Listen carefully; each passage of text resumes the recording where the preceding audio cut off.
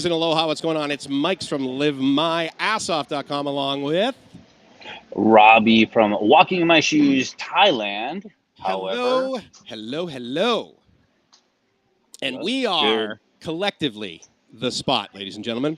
That's right, the spot. So good morning, good afternoon, good evening, whenever you're watching this. So 8 o'clock Bangkok time, 6 o'clock California time, and in Boston we are 9 a.m., ladies and gentlemen.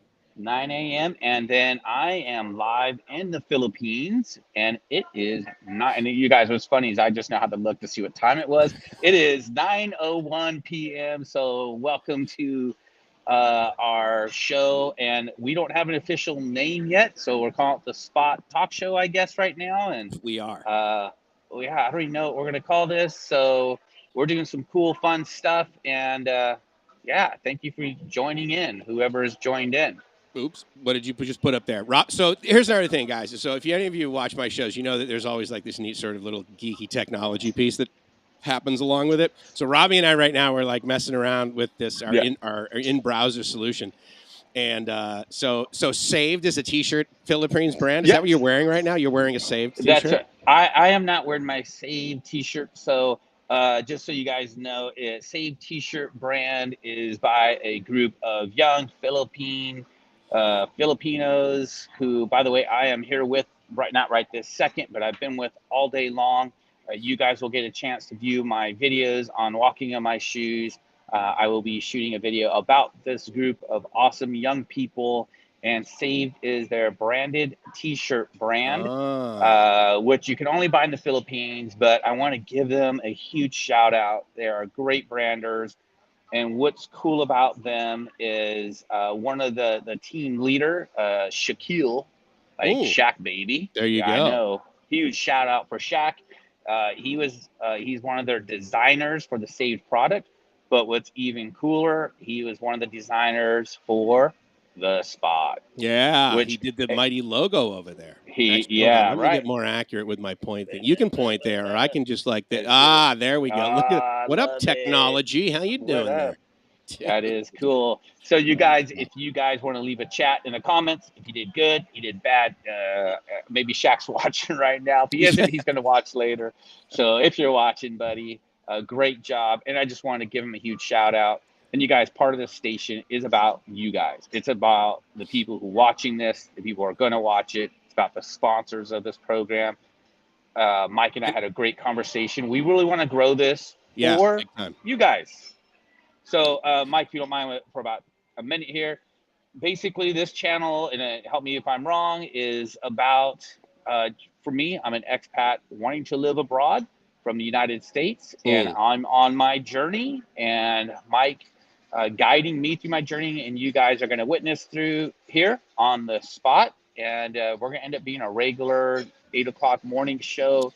Don't have a date yet, but Mike, go ahead if you want to key in on that. That would be pretty awesome. Yeah, sure, for sure. Thanks, Robbie. So what this is sort of it's a living document, if you will, right? And so Robbie and I met months ago, and there was this sort of platform that I kind of met on Tinder. Yeah, Tinder, yeah, right? Exactly. Well, I swiped left, but you swiped right twice, and so therefore it canceled it out. And I was just like, oh my God, this guy's got amazing hair like me. And so we thought, okay, well, that's kind of a neat thing. And then we said, no, let's come up with our own better version. And so basically the Spot, while it is a sort of metamorphosis from what Kiss FM Pattaya 91.75 FM radio station was, in the sense that it plays fun music, we're going to be doing a whole lot more here. And like you said, it's not like that radio station was on YouTube before, for example. And so Robbie and I are going to do this morning show. And as he mentioned, our goal is 8 a.m. Bangkok time on Saturdays, simply because that was the more common suggestion by you guys.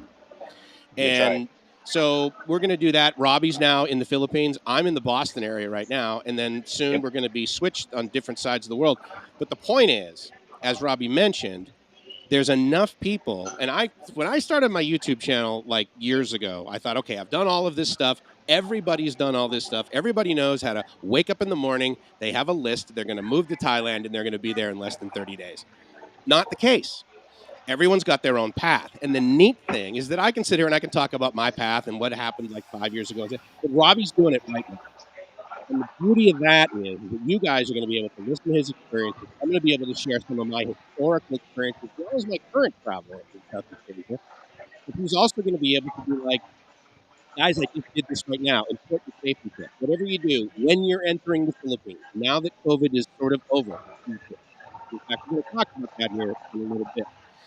I've also been to the Philippines, as you guys know. If you don't know, my wife is Filipina. I met her in Boracay, Philippines, which is arguably the most awesome place there. And she and I have been together, but we both basically live in Thailand, you know? So, like, how did I convince a Filipina to move to Thailand? How is Robbie potentially going to convince his his Thai wife his Thai girlfriend? I don't mean to get a hold of myself. Kitty, if you're watching, trust me, it's an interesting idea, but just pause there for a second. Yeah. Just Take a deep breath, Kitty. Deep breaths, Kitty. How is he going to convince his Thai girlfriend to travel with him to potentially the Philippines, Vietnam, Cambodia, Laos, and that sort of thing? So that's a long answer, and I know that there's going to be even longer answers as we go, as more people ask us questions. But I did want, speaking of my wife, I wanted to say hi, honey. That's her pen name, Gracie Lacosera. Aloha, and also Daniel. Aloha and mahalo for coming by. Thank you very much, my friend. If you guys don't know, we're actually streaming on LiveMyAssOff.com. We're streaming on LiveMyAssOff YouTube. We're streaming on Walking in My Shoes Thailand on YouTube. We're also streaming on The Spot on YouTube, as well as Facebook. We're going to be streaming in LinkedIn too, and that's going to be starting next week, actually. So there's a lot of platforms out there, and at the end of the day, our goal is to pretty much be having everybody on The Spot long term, right? So if you haven't subscribed to The Spot YouTube, we really would appreciate it. We're going to fully launch this in the next few weeks with The Spot radio, online radio. Of course, guys, I'm probably butchering it. I butcher lots of things, by the way, which you guys, if you watch my videos, which is I'm the butcher. So again, this isn't only about Thailand, but the focus is people who are looking at expatting over. How do you travel? What do you do? How much does it cost? So on my channel, Walking in My Shoes Thailand, it is all about that, but it's a little bit more. I'm going to show you guys from the bar scene to girls and living your best life, to get you guys to encourage to come to The Spot and really walk in my shoes. And it took people like Mike and several YouTubers that I binge watched the heck out of to get me to do that. So hopefully you guys can follow along, have a great experience with us. And in this show, I think it's going to be pretty awesome. So I'm on what they call location. Right? Boots on the ground, ladies and gentlemen. Boots on the ground. So when I'm in Pattaya, Thailand, I'm going to be right there with a lot of you expats that are hopefully watching this. Mike's going to be right there in Bangkok. And the goal is I'm going to travel around and we're going to find out, where would you rather be? Just like this show right now, we have right here in good old Manila, Philippines. Yeah, so we don't. Yeah, let's and talk then we about have Bangkok. Right? So we're I mean, again, sort of the catchy title, if you will, was and I'm also going to put this link for you guys in the chat. So anyone, no matter where you're watching, you're going to get a link to our to The Spot Thailand. We'd really appreciate you to subscribe, and then of course hit the bell so that you'll get reminded and updated and that sort of thing. So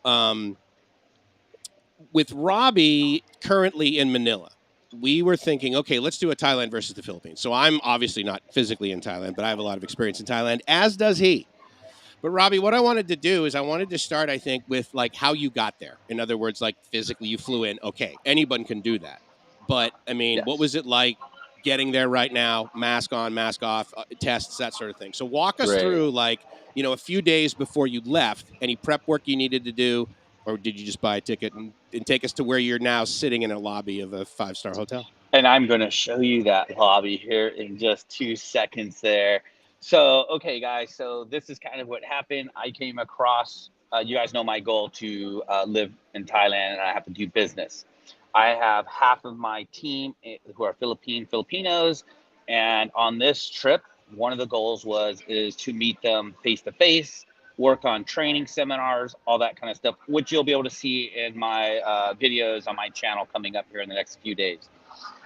But getting here. So the plan was to come here, and it really wasn't to do this show. It just happened to work out that, hey, here I am. And Mike's like, hey, let's do a show. I'm like, yeah, let's do a show. And here we are. So what it took to get here. Now, again, Mike is from here, not from here, but tons of experience. But as Mike knows, and we all might know, the rules over here change like changing socks. I mean, is this something that, I mean, those who are in Thailand have an idea how that's been since the situation? Give me an example of the sock changing that you've just experienced. So I went online like everybody else. Right. Because if YouTube says it's so, it must be so. First First thing they said, yeah, it's on the internet. Went to Filipina, whatever YouTube. Anyways, Filipina immigration. I'm like listening to her channel, and she said, "Oh, you don't need anything to get into the Philippines." I'm like, "Rad! I'm booking a ticket. Let's go!" Right? 2 days later, I rang the bell, of course, because I rang her channel. She says, "Oh, by the way," which I didn't watch that video until later, says, "Oh, you need to have registration on," oh gosh, Mike, you're gonna have to help me out with this. It's a registration, Philippine 1 or something like that. Yeah, I'll throw the link. I'll throw the link up there as you're describing it. That's what I appreciate it. So it's an immigration thing that kind of like Thailand Pass, except it's made for the Philippines. You have to register for that and get a barcode. The barcode you can take on your phone, which I have right here, and I'm going to show you guys. Attaboy. Let's do this, man. This is how much technology we're here at the spot. No, we're all about the spot right now. And I got to scroll through all my pictures. So here we go. So I had to get approved through Health Pass. So it's probably called Health Pass, Mike. Yeah. That's my guess. Health Pass to get in. And it was very easy, you guys. I was kind of intimidated. So for those who are in Thailand, you had to do a Thailand Pass, which was kind of cumbersome and difficult. You had to take pictures of your passport, your plane tickets, hotel, your vaccine. All the Philippines wanted is proof of vaccination. Sounds easy, sounds awesome. I do it, get my QR code, make sure all my bookings are great. Wait till I come over here, which was, I came over here on Thursday night, because today's Saturday. Thursday night, flew in at 1:30 in the morning, get to immigration, and I am the first one off the airplane, like hustling down the road, because I like to hustle. You can see that in my video. Yeah, so you can see that in there. So yeah, one health pass, there it is. So I get to immigration, and you guys, I'm thinking this is going to be smooth. When I entered Thailand, I just showed my what do you call it, the vaccine one time. Thailand Pass. One time. I get to the Philippines, I show it to the ticket agent, I show it to onboard the airplane, I show it. As I'm exiting the airplane, there's somebody checking if you have that card. I'm like, okay, here's my card, and I'm exiting. I'm not even at immigration. Long hallway to immigration, get to immigration. I pull out my card, and the guy says, no. Your QR code, you mean, on your phone you pulled out? No. They wanted to see the white card. This is the immigration officer. He says no. And I'm like, okay. So I'm kind of going to be the bumbling Falong, or what do you want to call it? The bumbling Kano. They call us Kanos. Kanos. All right. Is in America, Kano. Yeah, that's it. So I show them the card because mine is handwritten. So what I mean by handwritten, I wonder if I could pull up that card right now because we're so high in technology. You mean the health pass piece of paper they give you on the plane that everyone fills out by hand? No, I had that done. That was perfect. Okay, I was going to say, yeah. Yeah, so this was your vaccination card, your official vaccination card. Oh, your vaccination card. Yeah. Okay. Which looks, in the United States, looks something like this. Got it, okay. But if you can see that, it's been Pull back a little, actually. Pull back a little and get the zoom. I don't know. Oh, there you go. Yeah. I mean, hold on. Let me make you large, young man. There we go. So basically, people can get an idea. Pull back a little bit, because otherwise it gets, the autofocus is a little weird. But the point is that, wow, that's pretty, I'm surprised you didn't show it to him that way. you know, and then we'd be like, Yeah. dude, Okay. you There we floss go. regularly. Okay, so you've There got we your go. vaccine Okay. card from from where you got Right. it, so the United Right. States. So this is the United States vaccine card. It's the regular 2 doses plus the booster, which that's what you need for the Philippines, by So the way. remember we were talking about that. First, every country has their own definition of fully vaccinated. And apparently for the Philippines, is it still true? You have to have the 2 boosters or the 1 if you had Johnson & Johnson initially. Sorry, not the 2 boosters, the 2 shots. And then at least 1 booster to be fully vaccinated. Is that okay? So that's still the case? That All right. Awesome. Yeah, so that's correct. But because this was written by hand, Yeah. he gave me a little bit of grief, and we had to call over 4, 5, 6 immigration officers because no one else was working because I was the first one there and nobody had trickled on yet. Everyone's taking a break, having a smoke. And then the line started backing up behind me, and all the immigration Ooh. people had to go back to the other one. A You guy could comes over and feel says, the arrows. just go. Perfect. And I'm like, okay. So I went, and there you go. So I did get through just fine. Okay. But it did give me a little, I was nerve-wracked just a tad, just because it's the way it is, right? But So, the reality is for you to get your QR code from the Philippine Health Pass, One Pass, you need to upload a copy of your vaccine card, right? So that is the correct. only way you could have that QR code is if you already had this vaccine card, yet they want to see it again in addition to your... Okay. 3 times. Because when you first, meaning you first got off the plane. Yeah, so right before you get on the plane, yes, you have to show it. Okay. As you're getting on the plane, I did say as you're getting off the plane. Sorry, guys. It's all right. Handling, getting on the plane. Yep. Off the plane, I was able to scatter to immigration, and they checked it there, and then that was pretty much what they did.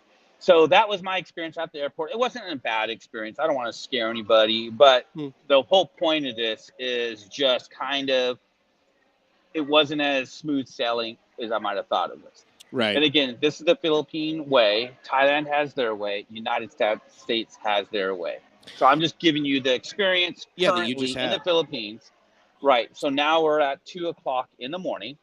So I'm not sure if I'm supposed to keep going on, Mike. I don't know if I answered the question. I do want you to continue, but I did just want to say one of the things that you just stated, which is really, really important for you guys to ingest, is the fact that the U.S. does it differently. Thailand does it differently. Yeah. You could say, oh, yeah, well, Thailand does it differently. The Philippines doesn't. Well, so does the U.S.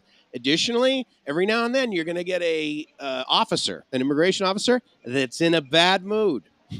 I think he was. And they're going to want to make you go slow. It's a quick story. I moved to Thailand permanently in 2019. I'm all excited. I am moving my life here. I have a 1-year visa. I get to this guy. There's people in front of us. They go through. I get to this guy. I hand him my passport. I'm all excited. It's like 1 a.m, and I can't wait to get into my luggage and get my stuff and go to.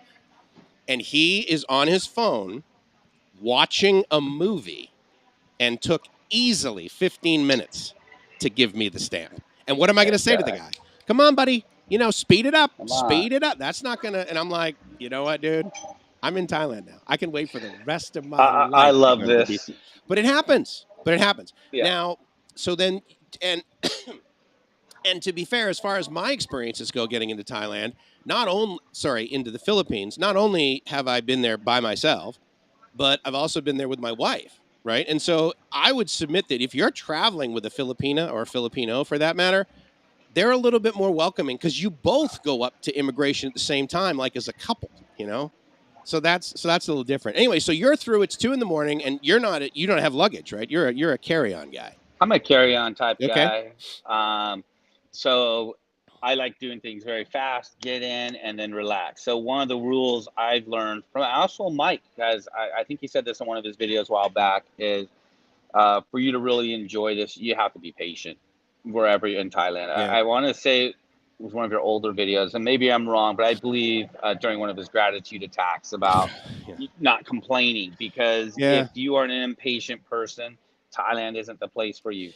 That's the same with the Philippines. If you're impatient, I'll be honest with you guys. So real quick here, I'm at dinner with my Philippine family, I guess I'm going to call them my team members. Nice. And they said something about the Filipino way. Okay. Mike, have you heard that before? Because I'm going to tell you what it is, and then you're going to shake your head. Yes. So exactly the short answer is yes, and I've usually heard it as an excuse to why they haven't gotten their shit Boom. together as far as I The define Philippines, the Philippines are always late. Yeah. That's what they said. And it's not just the Philippines. It's Mexico. Yeah, it's not. It's not. You know. Yeah, it's not. Where myself, I'm an on-time type person. You and I are early. Yeah, I'm an early on Same time. With me and Gracie, and which, by the way, if Kitty is listening to this right now, she's exactly the same way. So, ooh, good for her. I know. Yeah, nice. She likes to be early. It's good. So, but again, the topic here is Philippines or Thailand. So we're going to roll right into this topic. So my visit, first time was 2019. Now it's 2022. Yep. I get there, it's 2 o'clock in the morning. And I highly advise, if you're visiting the Philippines, download Grab app before you get here. The reason why, you're going to need it to transportation out of the airport. And I just, that's my recommendation. So in Thailand, totally agree. It's called Bolt. And it's, well, Bolt, so okay, there's Grab in Thailand. So, I mean, I use the same Grab app in Thailand as I do in the Philippines. Bolt, Bolt, sadly, they only accept cash, but they are cheaper. And my experience, though, is that they're not as reliable. That's just my experience. Oh, that's good to know. I'm very curious, though, because the last time I flew into the Philippines, I was unable to get a Grab at Manila Airport, and I was in and out of there 3 times, and each time I couldn't do it. So how lucky were you with that? Yeah. So there are 2 things now. Is the Philippines at the airport has a Grab station, which was awesome. Okay. However, one of my team members, he had booked a ride for me. Oh. From, I forget the province or the area he was in. He's an hour or 2 away from the airport. He pre-booked it for me. And I'm walking outside. Now, remember, my airplane guys came about 45 minutes late. And apparently, this Grab driver, you can't stay parked in the zone. He's walking around. He left. Another guy comes walking around. And I'm very grateful for, again, Shaq, and give him another shout out. The fact that he booked it, paid for it. And I had this guy looking around. And this guy who looked like, I thought I was going to get mugged. Robbie. Or says, Sir Robert. That's what he said. Hello, Sir Robert. And I look at him like, do you mean Robbie? Robert? And he goes, oh, yes, it's you. I'm like, okay. So I wasn't going to get mugged. But anyways, I appreciate the guy for booking it for me. And I don't know how much extra he paid him. I know it's about $15 USD, so 800 pesos or something like that, for the initial trip plus tip that he paid. And get into the Grab cab and off for about 20 minutes ride to my crappy, horrible hotel experience, which, by the way, I put it on YouTube on my last video. Very good. Now, hold on. So you referred to this as your Grab cab that was pre-booked. Was this definitely a Grab, or is this just like a private driver, just like the private driver you use in Thailand that you might have booked for somebody? A great question. It was the Grab driver. Okay. So he did it through the app ahead of time. That's good to know, because showed me the receipt to make sure I didn't have to pay him. Right. And that was cool. I really appreciated that of our team to do that. And this is 2 a.m., right? 2 a.m. So the guy is sweating, walking around. It's hot. Yeah. I was expecting rain. There's not been one piece of rain since I've been here. But that's an important safety tip, because, again, this is not your first time to the Philippines, correct? No.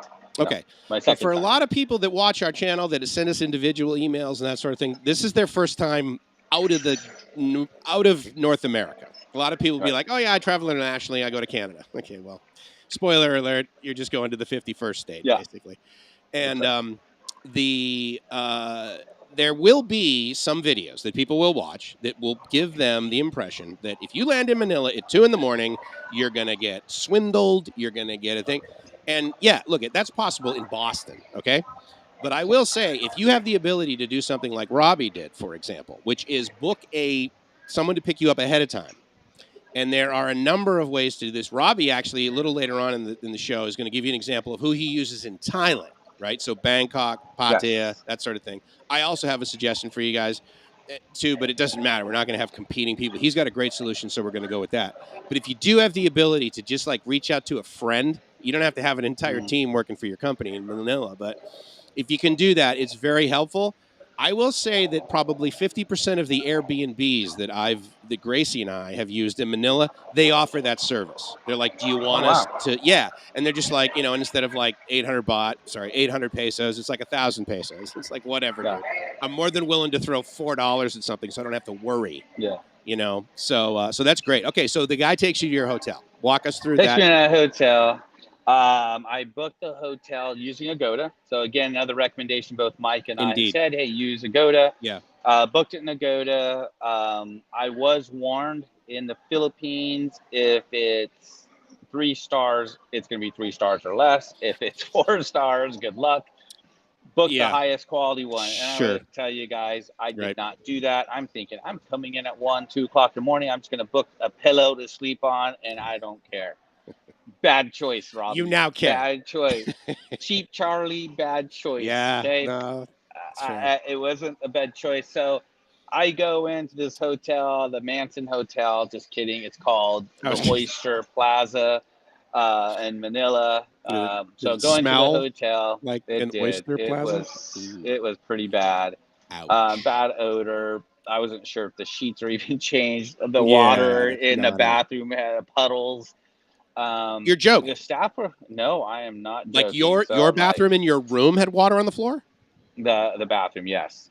Full on. You step up, but I have my socks on. They're completely ruined. They're in the trash. Oh man, and I'm like, all right. So I just need to sleep for a couple hours. Got up early. I had my team was supposed to come pick me up. I decided to say, you know what? I'm going to use the Grab app in the morning, and I'm going to go straight to my newer, nicer 5-star hotel, which this is where I'm at right now, called the Crimson. Yeah. And which is about 4 stars in America, 5 stars in the Philippines. It's brilliant. So it's 4-star experience. I mean, that's a lot of customer service. Okay, maybe less, but it's nice. It's a nice hotel. So I have nothing bad to say about it other than, the service is kind of weird. And we won't get into all those details on this hotel particularly, but it's a lot better than the Oyster Loft I was in. Than the Fish Palace. Guys, so I recommend, if you're coming here for the first time, don't be a cheap Charlie. Pay the extra $20. It was only $20 more, and I would have had the 5-star experience. So just pay the extra money. Come over to the Philippines, stay in a semi-nice hotel. And so that was my first day experience. It wasn't bad. It was a learning experience that you could have in Thailand.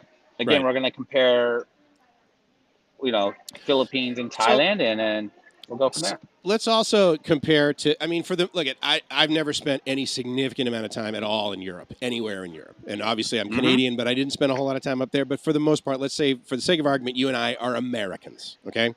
And so what we can relate to specifically, like what we get in California. We both live, arguably, you're almost past tense, California, expensive locations in California. So it wasn't like it was just an expensive location in Arkansas. This was like freaking beachfront. It's, and beach, so therefore a 5-star experience. If you're sitting there and you're watching from the United States and you're putting on the hat saying, okay, Robbie recommends a 5-star hotel. It is not a 5-star cost as it relates to the United States. And as I mentioned before in a couple of other, discussions that Robbie and I had, my first time in Thailand, I stayed at the JW Marriott. JW Marriott in Los Angeles is $400 a night minimum.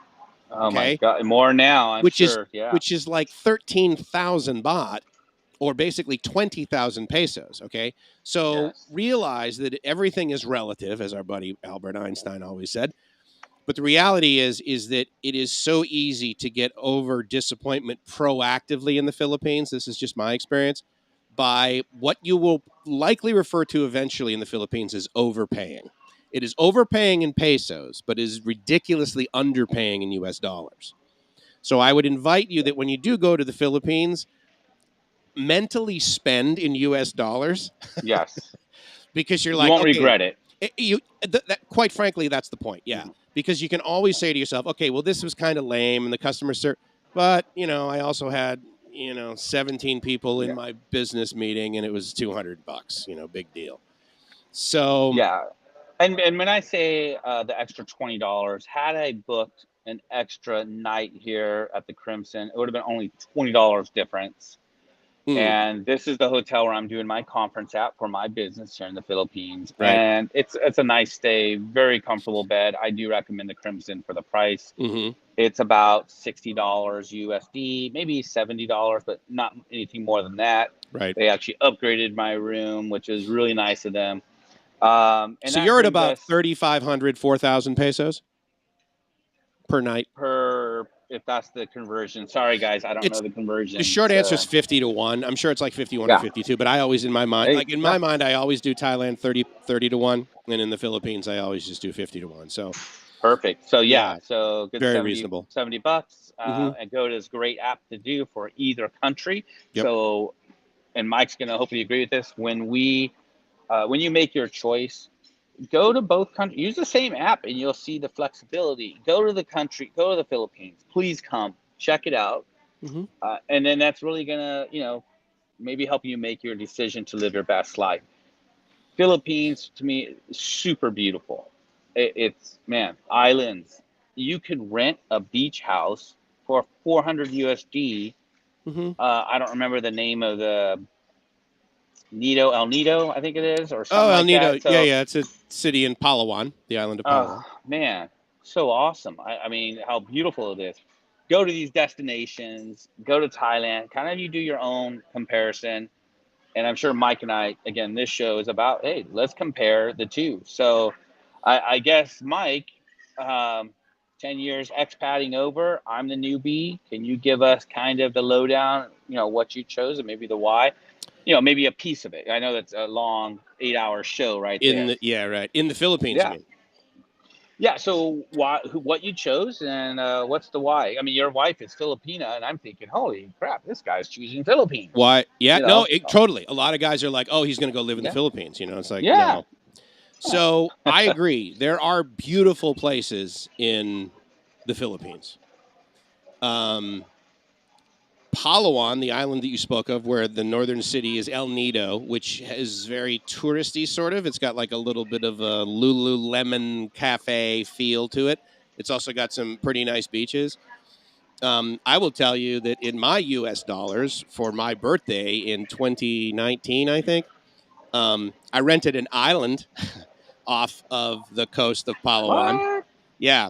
What? It was going to be $300 a night for the entire island. It had 7 2-bedroom houses right on the beach, and we stayed in a 5-bedroom house with a pool right in front of the beach, and then the thing. Dude.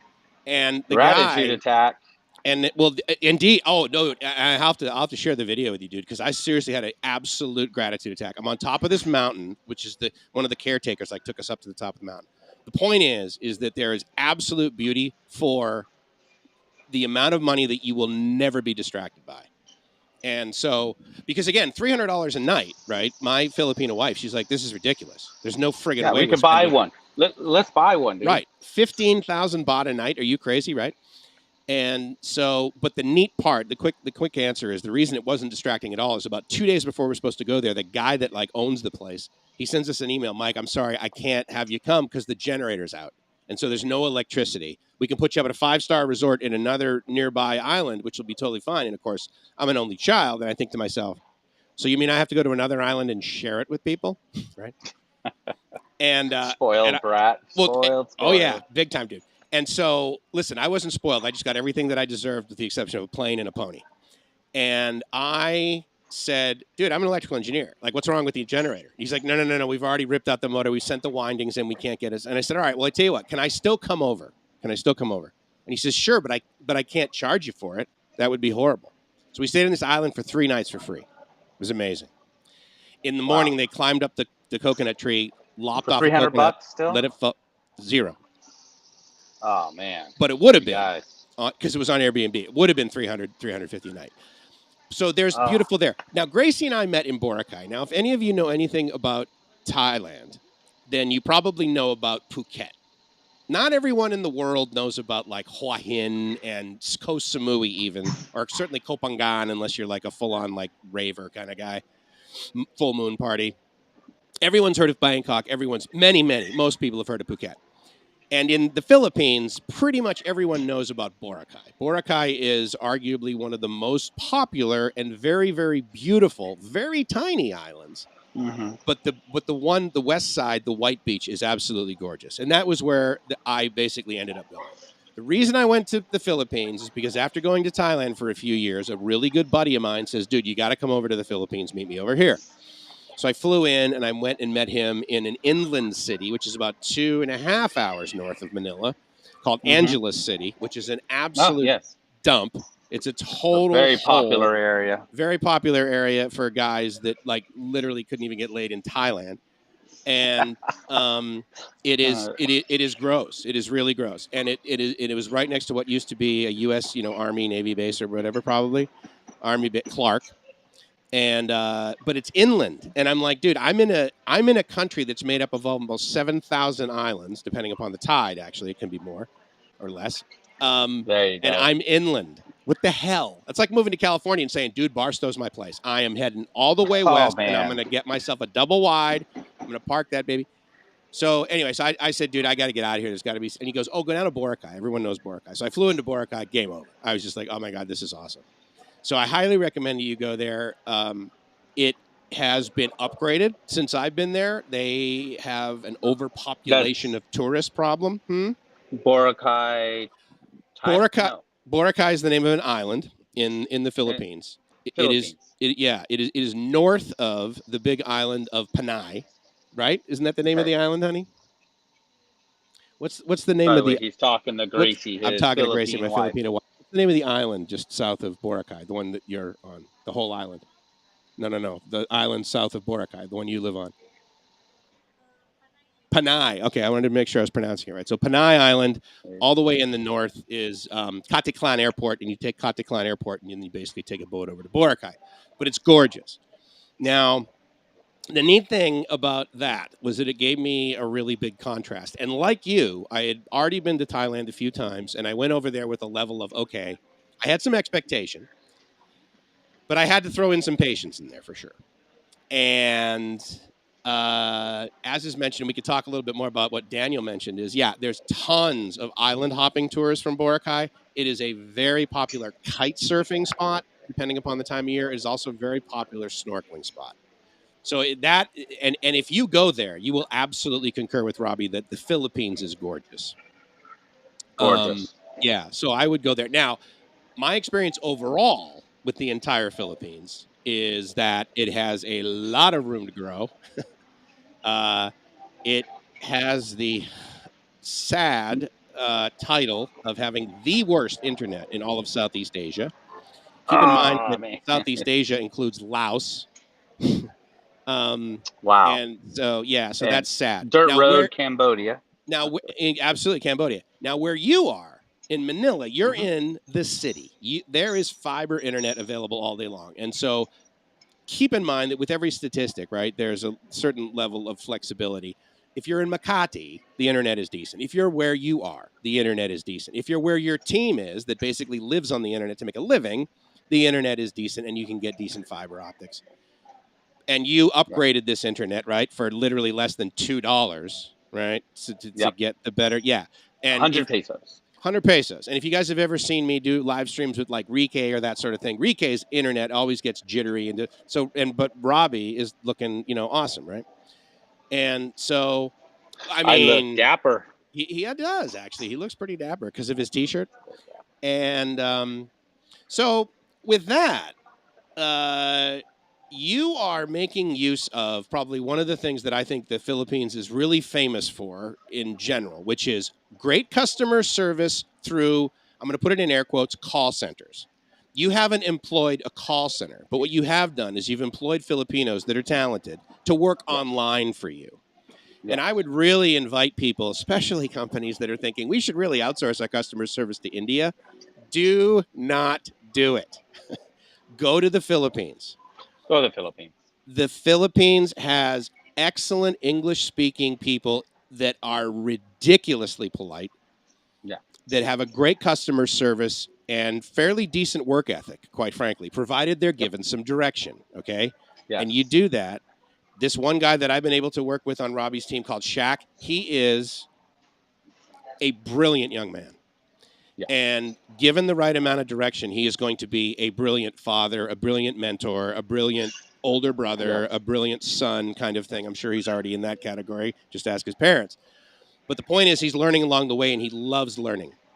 And if you can get someone in their 20s that has a thirst for knowledge and doing the right thing and trying some things that they might make mistakes at, I would really encourage you and your business to think about the Philippines, because it's got a lot to offer in that area. Plus, then you can justify flying over there like Robbie and going on a business trip and going to the beach.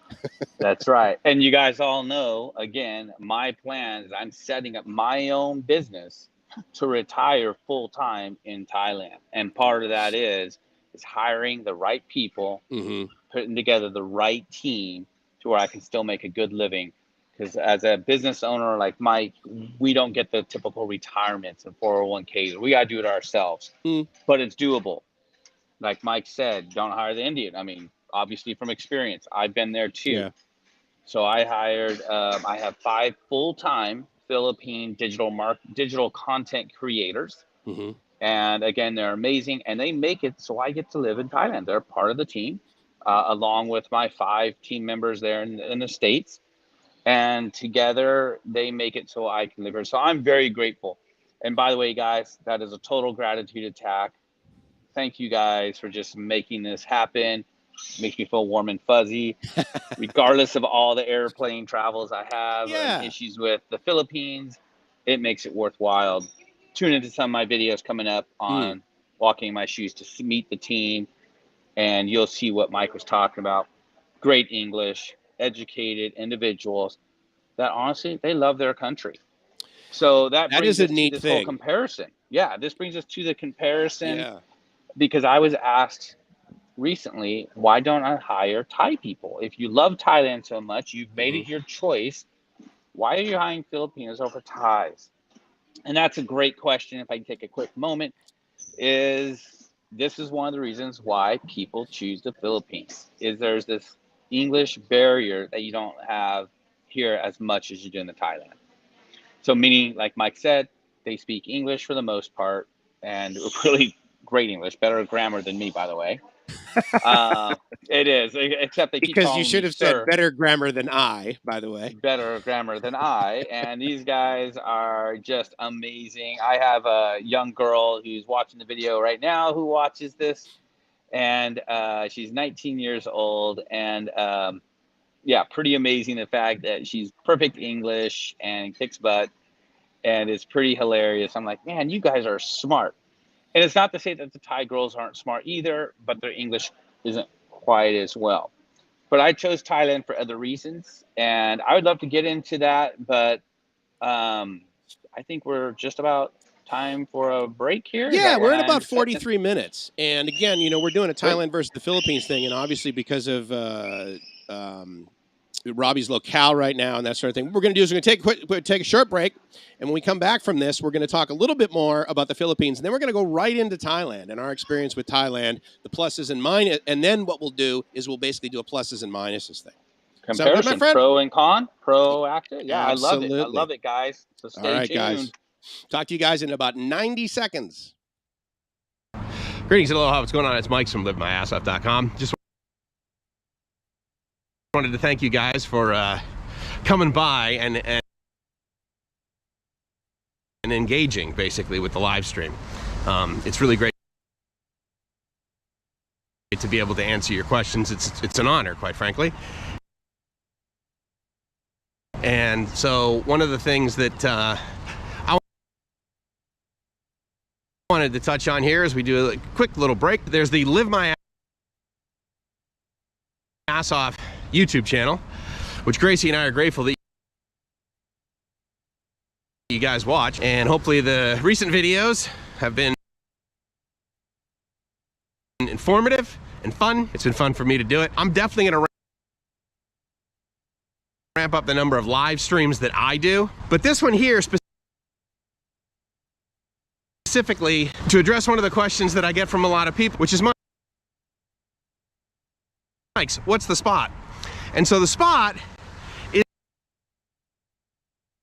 is definitely what Kiss FM Pattaya is transitioning into. But it's more than just a radio station in Pattaya. It's more than just a radio station in Thailand. It's going to be pretty much the center for entertainment, for advertising, for information, and for fun. And Robbie and I are the guys that are embarking on this journey, and we're doing it through this live stream, which is going to happen every Saturday morning East Coast time right now at 9 a.m. every Saturday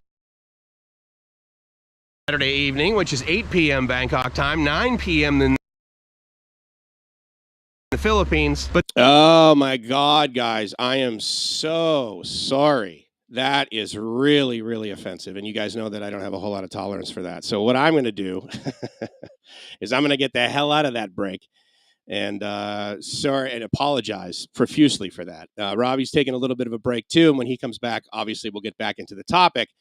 But I really wanted to thank you guys. What that video was simply me saying, hey, thanks a lot for sticking around in the break. I really appreciate it.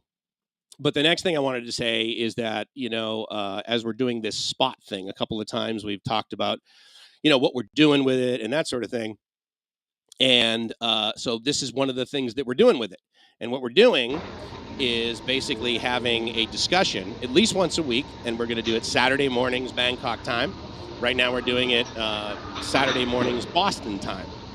So I'm not sure whether you're on your microphone on your device and not on your headphones. So you need to turn your Bluetooth back on. So can you hear me okay?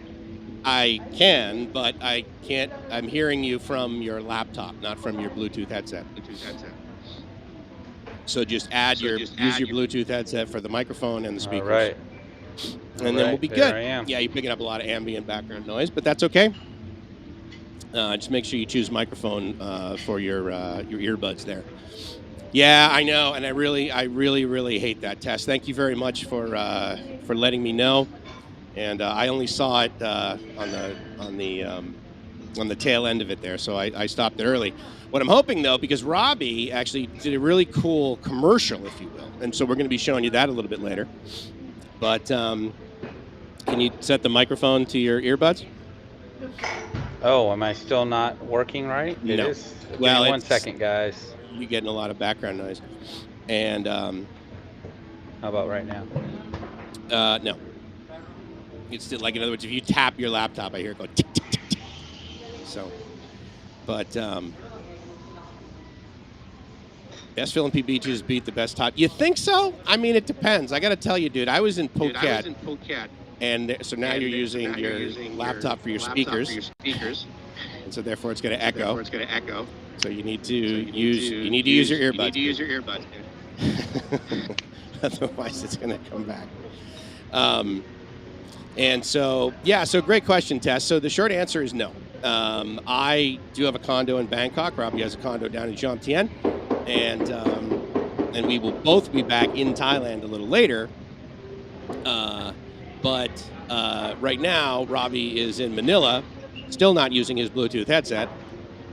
It shows that I'm using it, and I hear it through my ears, so I don't know. There's a significant amount of background noise from before, but that's okay. We can continue with it, because what I want to do is I want to make sure that we get the opportunity to ask, to talk a little bit more about Thailand.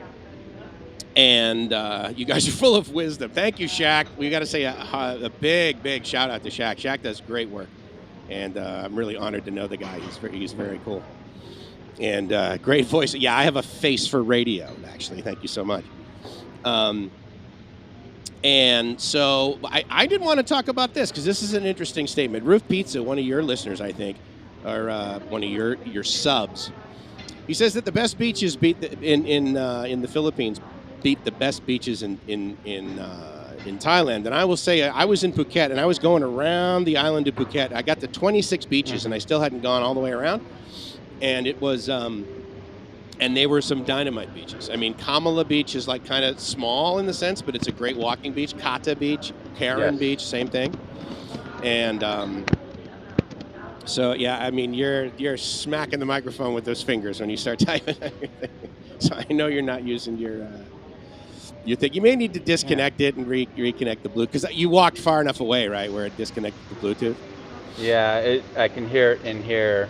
You can hear me in sorry your guys ears? if you guys, yeah, sorry guys if you You are just need to catching a lot choose of a different feedback. input. That's all you need to do. Just choose a different input. Even, oh my God, even Patrick, audio is going through the earbuds, but the mic is from the computer. Thank you, Patrick. I'm not crazy. I was all of a sudden wondering. I figured Chris would hop on here from No Bad Productions. He would be like, "No, Mike, here's the deal. You're basically getting loss of fidelity because of the size of the microphone and then the."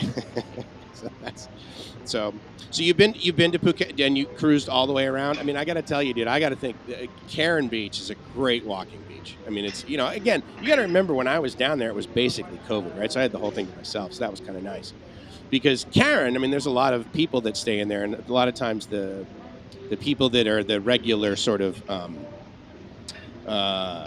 the tour, not necessarily the tourists, but like the expats that are living there, that can make that a little bit too crowded. And so I can agree.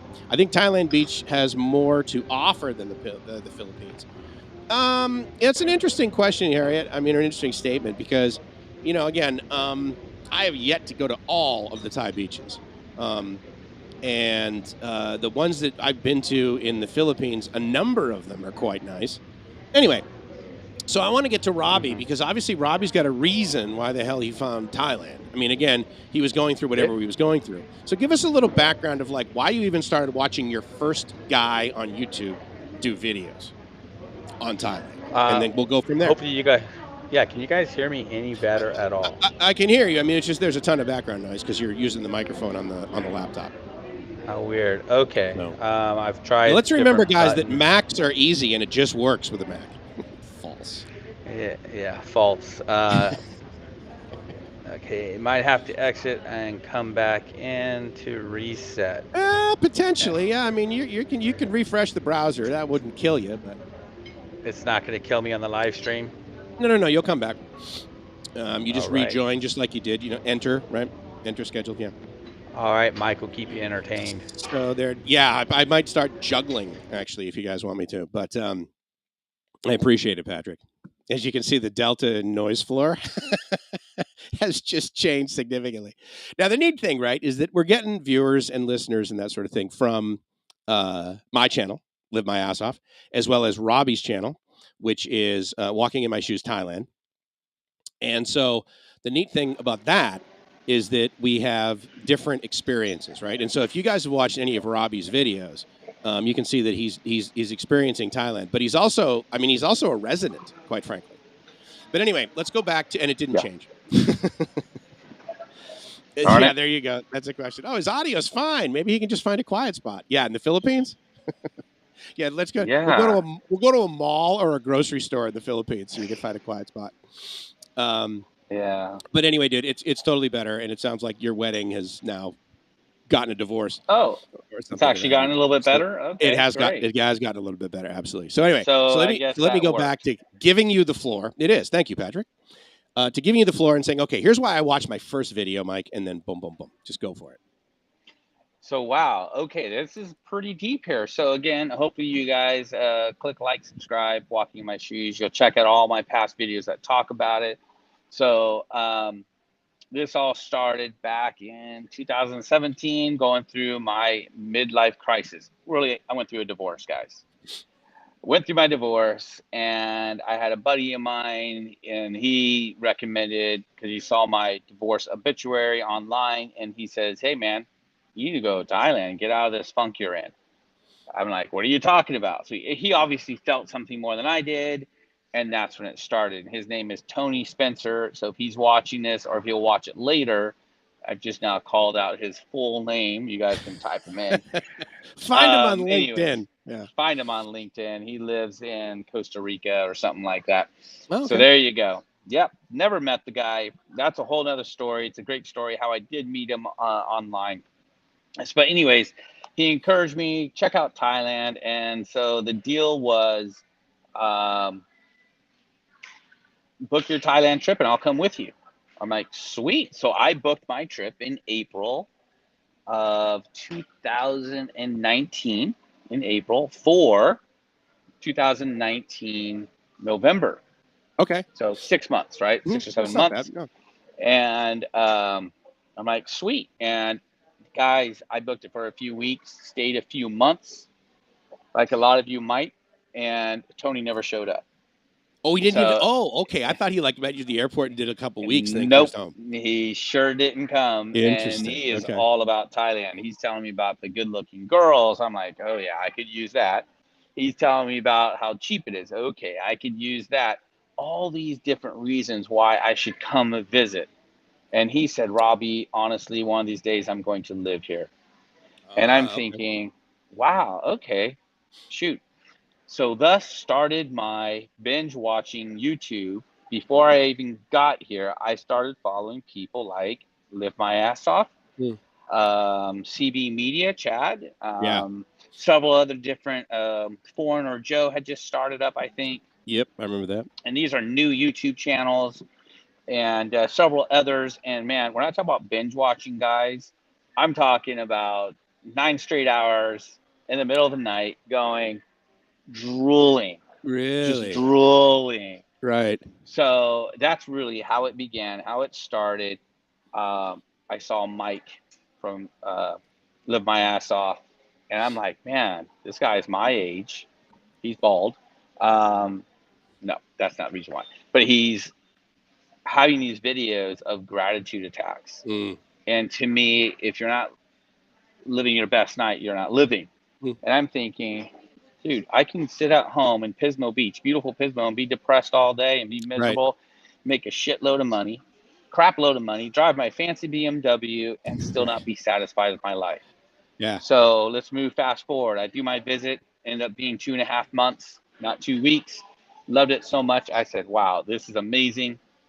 Tony talks to me after I chew him out for not showing up. He says, you will never want to come back home. And I said, dude, I booked my second trip. And then COVID hit. COVID hit right when I got back. I got back February 15th or something like that. 2019. Yep, 2020. COVID hit. Shut down Thailand for years.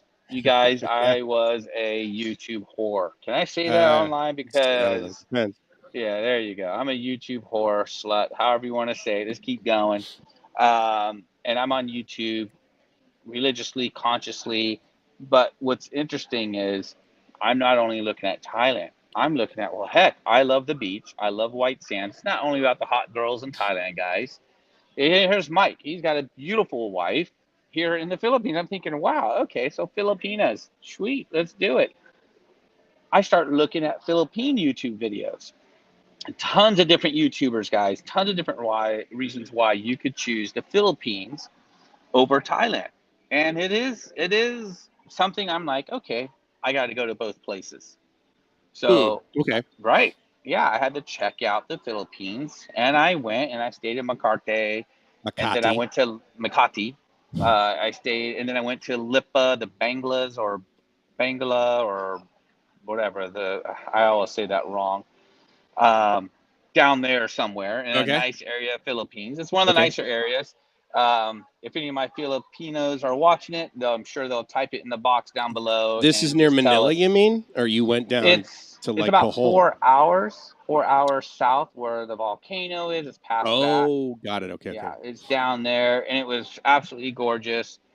I actually really enjoyed the people. I really, really loved it. And again, COVID, delays, and Batangas. That's it. Thank you, Neftali. So I don't want to get off track here. No. So yeah, I mean, that's pretty much how it started. That's how my YouTube journey started. Now, not me becoming a YouTuber. Right. This is you just experiencing the vacation. Experiencing YouTube, and it really encouraged me, and I encourage all of you guys. I mean, if you want to live your best life, heck, try it through somebody else first. I tried it through Mike's.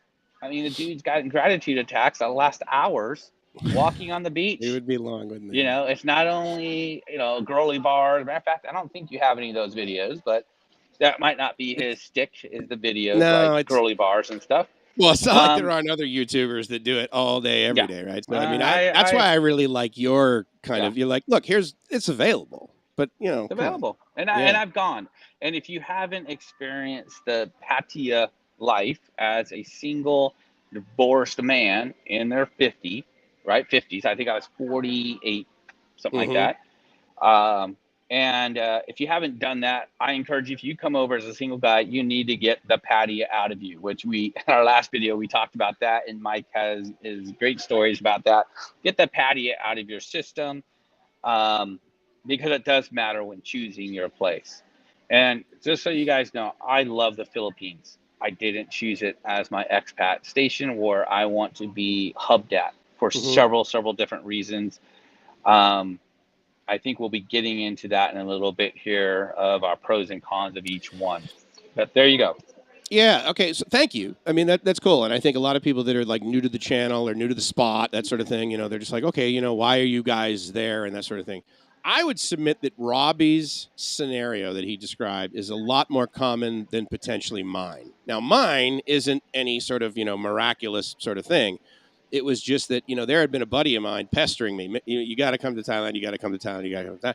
And I was like, oh, my God, it's going to be a 12-hour flight. It's going to be an 18-hour flight. How long does it take you to get there? Oh, 24 hours. And so it was interesting because I kind of wanted to travel, but I didn't know where I was going to go. And so I thought, all right, well, I could go to Mexico. I mean, I've already been to Mexico. I had a business in Mexico that I started and then ended. I had real estate in Mexico that I bought and then sold and then walked away from. I had all these experiences, you know, but it was Mexico, and it didn't seem like that really sort of exotic. Now, when I first started coming to Thailand, there were basically two YouTubers. There was Scott with an American in Bangkok, and then there was JC, you know, with retirecheap.asia. Oh, no Chad? And no, there was no chat. In fact, I had already been to Phuket, and then a couple of months later, this guy Rob from 20 Seconds in Thailand moves to Bangkok, and then, you know, ended up down in Phuket. But he was one of the early guys, just like Rike was basically one of the first guys that did you know, Filipino videos and stuff, and living in the Philippines as an expat. So yeah, I mean, like Robbie, I kind of did the same thing. I was 45 when I first went to Thailand, and you know, he and I have talked about that actually on his interview with an expat video, and so we'll put a link to that below, and you guys can watch that. And I talk a little bit about, you know, how I started, and you know, why I came, and what I needed to get out of my system.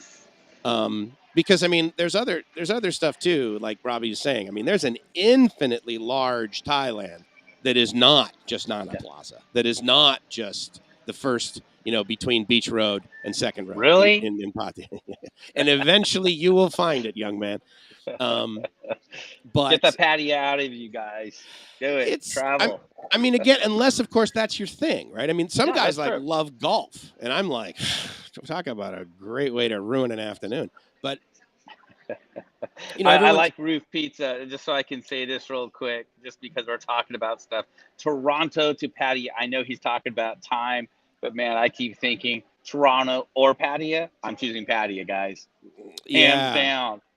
He's so cold or heat. He was, what is it 36?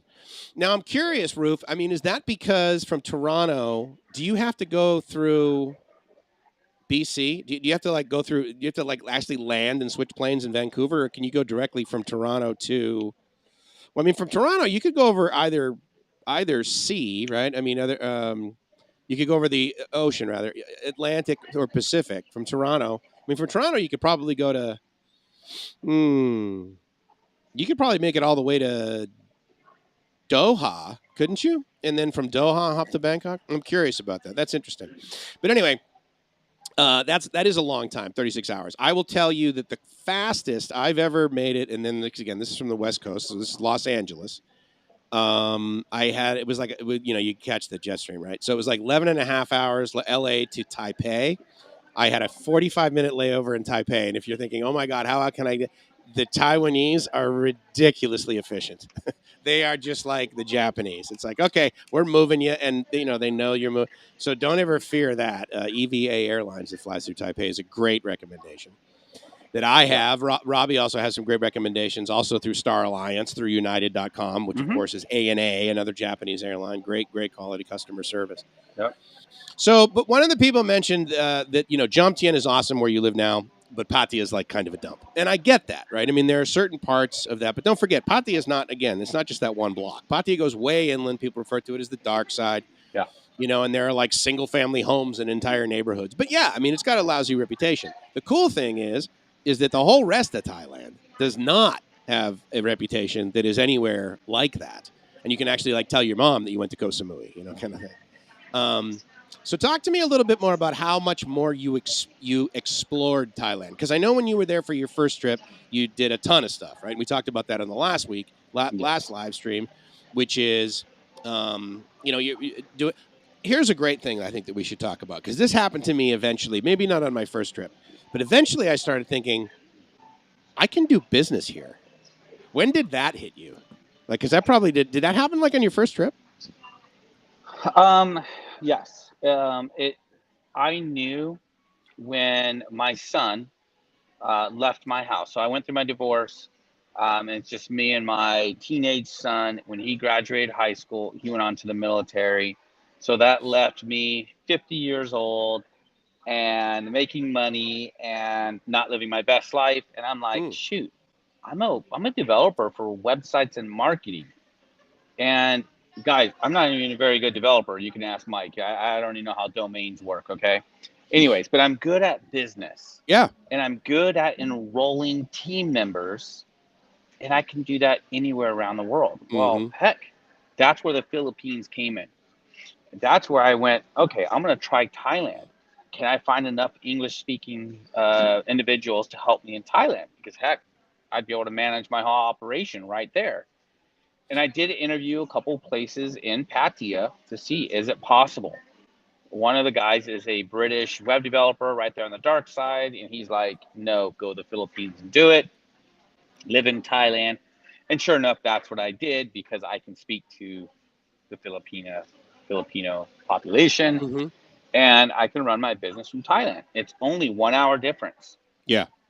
In Philippines. And then I like working at night or early morning. I'm an early guy, so I wake up early. And if you wake up early in Thailand, it's afternoon in America, where my clients are. So you guys, 90% of my clients are in California based, with the other 10% all over the world.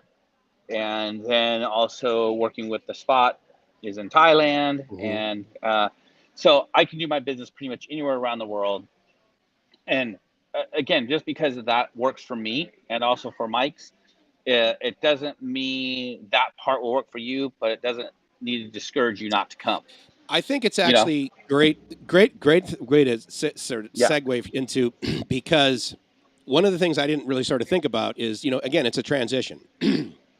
Now, towards the end, when I permanently moved, I literally walked into my boss's office and fired him in September, saying, I'm leaving in October. Boom. Absolutely. Love it. Fire the boss. I didn't burn a bridge. I didn't tell him to go screw himself. I just told him he was totally incompetent and I couldn't work for him because he had, no knowledge of what we were doing. And so, but here's the thing. I did the same thing as Robbie. When Gracie and I would be in Thailand and we would be over there or whatever, I would get up in the morning. So we're talking like 5, 6 in the morning, Thailand. And that would be about 3, 4, 5 p.m. on the West Coast, which was great. Because if any of you guys basically have a real job back in the U.S. and you're over there and you're thinking, okay, dude, literally morning is night is, I'm going to be up in the middle of I would do that, Robbie. I would get up in the morning, I would check my email, and I would check in with all of my guys basically before they left the office at 5 p.m. And my point is, it was very doable. And and then the nice thing was by about 10 in the morning in Thailand, everyone is long gone from the office, And so I had the whole rest of my day in Thailand, and I didn't need to have this noise in the background. I don't know about you, but especially as a business owner, you take a day off, right? When you're living in your city where your office is, I would submit that at least a couple times during the day, either you're pinged by one of your staff or you've got this little, the little buzz in the back of your head thing. Yeah, I can take this day off, but then tomorrow it's going to be twice my stuff in the inbox, and then I got twice the meetings tomorrow because I had to slide them all today, or whatever. I mean, I'm not saying that happens every time, but the neat thing for me is that it was a catalyst to the migration, to the transition, because I can be like, okay, wait a minute.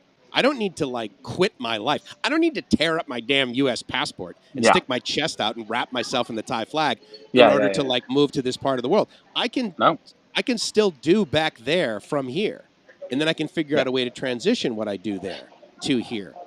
I'm very curious because we have a lot of guys that follow us that are business owners like yourself. Yes.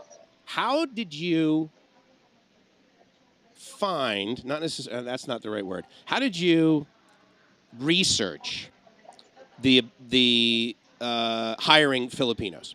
I guess that's it's kind of a broad brush, but I'll throw it out there. Great. So back in 2017, the year I went through my divorce, I believe, I was scaling my business and I was looking for a graphic designer. I used Upwork or Fiverr, and I met a graphic designer here in the Philippines in Lipa. We hit it off. And I ended up hiring him outside of that network and chatted with him. And that's kind of how it started. And the communication was so easy. Yeah. It was beautifully easy, guys. It wasn't that hard. And you guys, I mean, American dollars versus Philippine dollars. Pesos, yeah. I mean, let's just put this in perspective here. And I use the word dollars because now everybody understands it's called a peso or a baht. I'm thinking my USA budget of a minimum wage employee right now in the state of California is $15.50 where I live. Yeah. That's correct. I could hire 6.5 Philippine educated individual, pay them good, pay them well, pay them more than what they would get in Manila right now for the same price as one. Right. And that's current times. And back in 2017, when the minimum wage was at $11, even, a little different. But the point being is it works. Yeah. I was able to navigate that. And here I am right now in Manila. Mm-hmm. And working with that team, and they're enabling me to live my best life. And guys, if I didn't have them, I would find somebody else, right? I would find a different country, a different thing. And I wanted to touch point on this, and I don't know if I'm going to go off topic, Mike, but when we're comparing Philippines and Thailand, guys, I really want you to understand, I had a list of 4 countries that I was choosing from. Vietnam and Cambodia being the other 2. I had yet to travel to those 2 countries, but with my research, as Mike mentioned earlier, I did it all on YouTube, and I'm being told, go to Vietnam, but don't live there. Go to Cambodia, but be prepared to have dirt roads everywhere you go. And a third world country. You guys, I'm American. I love my comfort. I'll be honest with you. Thailand hotels, cheap, great. I love Thailand because it's American. It's kind of westernized with the Thai culture. Yeah. Philippines, my second choice. Beautiful beaches. Crime is high, so it's unfortunate. It keeps me away from the Philippines. Can be. It can be. Yeah, so there's a couple of my reasons why. So I know I went way off topic. No. But hopefully you following along there. You got to remember, right? I mean, this is all sort of the stuff that goes through people's minds. And one of the things I will say, guys, and we can throw this on the bottom right now, is that any of the sort of topics that we come up with here, I'm throwing our emails down in the bottom crawl. Feel free to reach out to us individually. So, for example, if you're a small business owner and you're like, how the hell do I get a team in the Philippines? Then, ping Robbie and be like, dude, where did you start? Or like he said, go to Upwork, or go to, but I would submit to you that, I mean, both of us are kind of doing this because it's not like we're getting paid to do this yet. But the point is that we're doing, our payment for this is like emotional, right? At least for me. And I know that Robbie and I share a very sort of, the whole gratitude. I don't have a whole lot of guys that like ping me and say, dude, I really dug that, that gratitude technique. Most guys are like, so dude, how do I meet a really good girl? I'm texting you from a bar. How do I meet a really good girl? Leave. Yeah, absolutely. But the point is that Robbie and I, we have a great. There's a mesh, right? And it's additive and it's collaboration, not competition. He's got his YouTube channel. I have my YouTube channel. We have our YouTube channel. We have our thing, and we're doing this. And, like I will say, I will say, though, one thing I would caution people about getting really connected with a fellow expat in foreign countries. Again, at the end of the day, that's like saying, when you're dating a woman, make sure that, like, you believe she's honest with you, And so, in other words, I'm not going to, like, do a background check on the guy. But, like, there's certain things that we talked about where we really sort of, gelled. And I think that that's actually also pretty important, to be able to find someone potentially from your own home country when you're expatting. I don't particularly like big expat groups. I like to take my expat with me and then integrate. I like to get to know the locals much more in Thailand, which I would submit is a little bit more difficult in Thailand than it is in the Philippines. Yes. Yeah. And so check mark for the Philippines. There we go. Kind of pros and cons. Exactly. Now, many of you guys will know the Philippine YouTube channel, if I can call it that, which is, Life Beyond the Sea, run by a guy named Rike. And he's a very good friend of mine, and I've known him for years, and he absolutely loves the Philippines. He has a Filipino fiance, right? And he's lived in Vietnam for over a year, so he's tried other places. But for him, he loves the Philippines, and he also acknowledges, like, everything takes 3 times as long. You have to go to immigration X amount of time, and but arguably the visa process is a little bit more flexible in the Philippines versus Thailand. So as you're sitting there, Robbie, and you're doing this, you're doing the Philippines right now, knowing at least that one of those places is probably going to be a more permanent home, and for you, it sounds like it's Thailand. Correct me if I'm wrong. And for me, it's okay. And for me, it's basically, definitely Thailand. But one of the things that I always tell people is, I have a condo in Bangkok. And the great thing about Bangkok is it's so easy to leave and to come back to Bangkok. Yeah. So I think I tell you what, let's take another break. And then what we'll do after the break is we'll talk about, like, why we really believe that if we're doing the comparison, Philippines is absolutely a great option for a number of reasons. But our home base, like you were saying, our HQ, where our hub is, and where all the spokes go, is going to be Thailand. So we'll take a quick break, guys, and we'll come back after that, and we will talk a little bit more about why Thailand. So let's do it. That's it.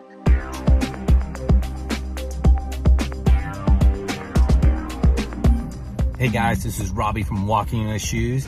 I'm with Kerwin GR Taxi Service in this luxury cab. Let's check it out. There's her information. She does speak English, and this is a beautiful car. She provides drinks for you, wet nap, all leather seating, super comfortable, luggage area, plenty of room for you and your friends. And again, she does speak English. Just say 1 or 2 words.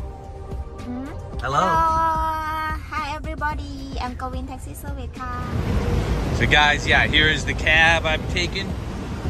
Very nice, brand new luxury vehicle. And price for this vehicle, for a luxury vehicle from Pattaya to the airport, you can get as low as 1,000 baht, but for luxury, you're gonna pay a little bit more for, up to 1,500 baht. Anyways, beautiful brand new car. There it is. Yep, beautiful car. Yes, so here's her information. So be sure to give her a call. She books through Facebook. I will also provide it in the links below. Anyways, guys, thanks for tuning in to The Spot, and let's get back to the show. Peace. Very cool, my friend. Very, very cool.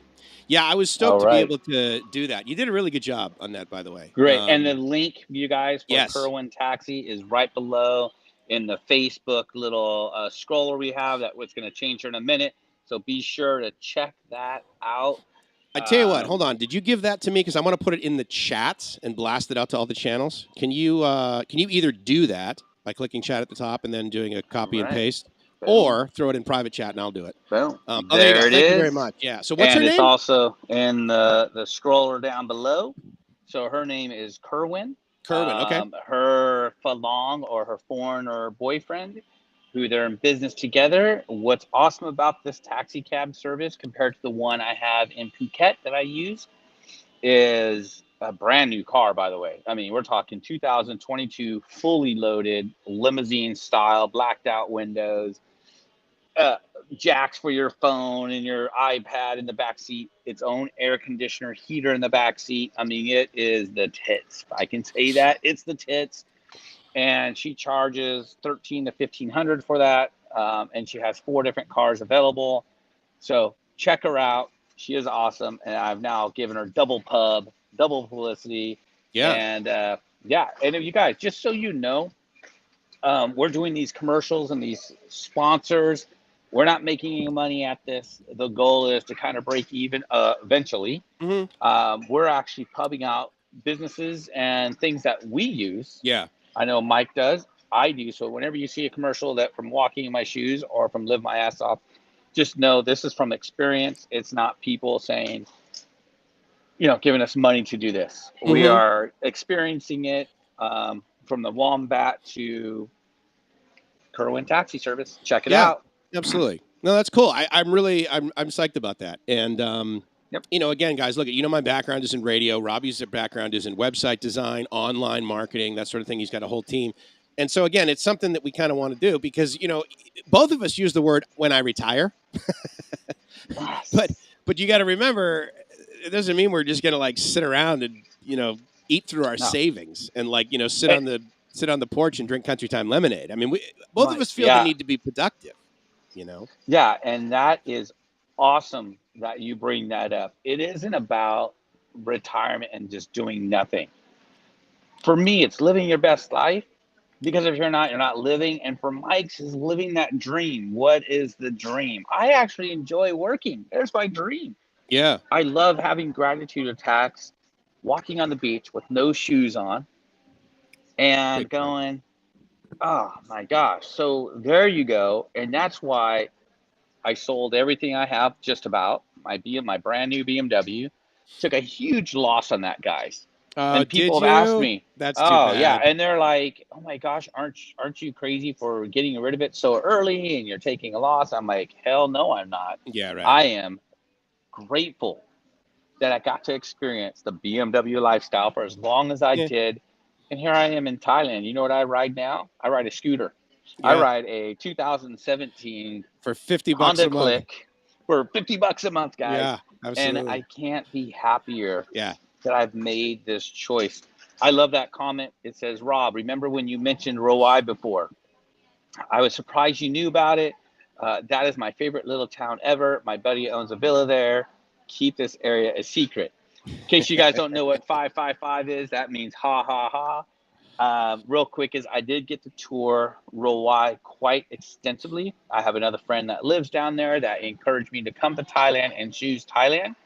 He has since then moved back to Chiang Mai, and he's an avid hiker. He's a 62-year-old San Diegoan, guy from the San Diego area, and amazing guy, very wealthy guy. Sold it all, went through his midlife crisis, which I call divorce or whatnot, sold everything.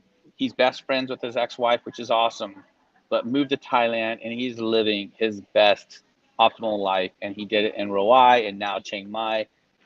Robbie is pretty beautiful, but we are talking about Philippines and Thailand. So, Mike, you had a question right before we went to break, and I want to make sure we get to that. Right. So, and just so you guys know, Robbie is basically a town in the southern part of Phuket. Yeah. Phuket. Awesome. So awesome we were talking about, you know, sort of like the transition, right? But also like once you get over there and the ability to continue to travel. And so we were talking about, you know, there's Cambodia and there's Vietnam, and I mentioned Rike's going to Vietnam. And how, I mean, honestly, dude, I think Bangkok is the best city in the whole world because it is, first of all, let's be clear, it's a city, okay? It is not a fishing village. Love that city. But it literally has everything. Now, that means it has the ability to get street food for $2. Robbie and I can also go to a bank we can go to a mall, go up on the 6th floor, and basically buy a Porsche or a Bentley or, you know, okay. A Ghost, dude. What's that? Rolls Royce Ghost, No, buddy. yeah, no. I had a Silver Shadow, Man. and it was a That dynamite silver. car. Talk about over-engineered. 2 calipers in the front wheel. The goddamn thing weighed so much. Anyway, but Bangkok is awesome because it's easy to get into, it's easy to get out of, and it's easy to go to pretty much everywhere for no money. I mean, dude, if you're in Bangkok and you're like, I really feel like going to Da Nang, Vietnam for lunch this afternoon, dude, even like hours before the flight leaves, no way are you spending even $100 on the one-way ticket each way. More likely, you're going to get a round-trip ticket for closer to like 60. Yeah, or like 100. At the end of the day, you know, again, just think of U.S. money. So there's that, and there's that benefit. One thing go ahead. No, I was going to say one of the big reasons why I chose Thailand is because it's the central hub for flying around Asia. Yeah. I want to travel, guys. I don't want to just stay in one place, whether it's Philippines or Thailand. Thailand has made it, in my opinion, the airport. I love the airport. I mean, honestly, I really do. I'm well versed on that airport now, and they've made it to where I can travel all over Southeast Asia on a moment's notice. The prices aren't jacked up crazy. Yeah. And passport, man, my passport is pretty full. I mean, I've been over to Europe, I've been all over South America, and now Asia, and it's exciting to be in Bangkok. And real quick, you guys, 411 this. I hate big cities, but I love Bangkok. I have said that statement so many. I cannot believe I like Bangkok. Yeah, I'm an LA guy. Matter of fact, if Kitty is still watching this, she might not want to be my Thai girlfriend after this. I actually am considering moving to Bangkok. I know people are going, you have a condo in Jomtien. Yes, I have that condo till February. However, I am considering possibly moving my hub into Bangkok. So, and nothing is firm. I don't have to be. I can go anywhere I want. Yeah. This is what's beautiful about it. So, yeah, there you go. Love Bangkok. It's the hub of travel. And there's so, like, in other words, you know, what can't you get? Like, so for example, Gracie and I are back here in the U.S., okay? And there is nothing like Walmart, okay? I mean, you can go in there and get a garment for like $3. And people are like, oh, we shouldn't buy Chinese products. Well, how would you like to buy a T-shirt that was manufactured in Nebraska? It's going to be $27. So, you know, at scale, and, you know, so the point is that there's a lot of benefit to back here. I can order stuff on Amazon, of course, and have it delivered for free, you know, and I can return it for free after using it for 30 days or whatever. But the point is that there's benefit here. But at the end of the day, you can absolutely get, quite frankly, everything in Bangkok. It's just you may pay a lot for it. You can get really, really awesome pizza in Bangkok, but it's like $45 for a really good pizza versus here where it's like $25. Okay. So I had pizza tonight, buddy. And it's, so you're in the Philippines. I have never had good pizza in the Philippines. Did you have good pizza? It was actually pretty good. I was surprised. Where was it from? The team, the hotel I'm staying at, and I don't remember their pizza restaurant. So remember, I'm in a quote 5-star hotel here in the Philippines. Yeah, and they have a full-fledged pizza bistro. They're going to be catering to foreigners. That's good. Yeah, and they're very much catering to foreigners. It was Italian, and they used one of those stone ovens. Nice. And so, oh my gosh, love it. Well, that's good. That's does good that to hear. Does that make me want to choose the Philippines? The answer is no, but sure. Yeah, that's a whole nother conversation we're going to have here shortly, I'm sure. The thing with Bangkok, right, is that, first of all, Bangkok is gigantic, okay? And there is the city of Bangkok, and then there's the province of Bangkok. And then, quite frankly, the way a lot of people refer to Bangkok is much outside of the province of Bangkok. We live in the province of Bangkok, but we live in the community, basically, of Bang Na. And there's multiple sort of districts. They refer to them as districts and sub-districts, okay?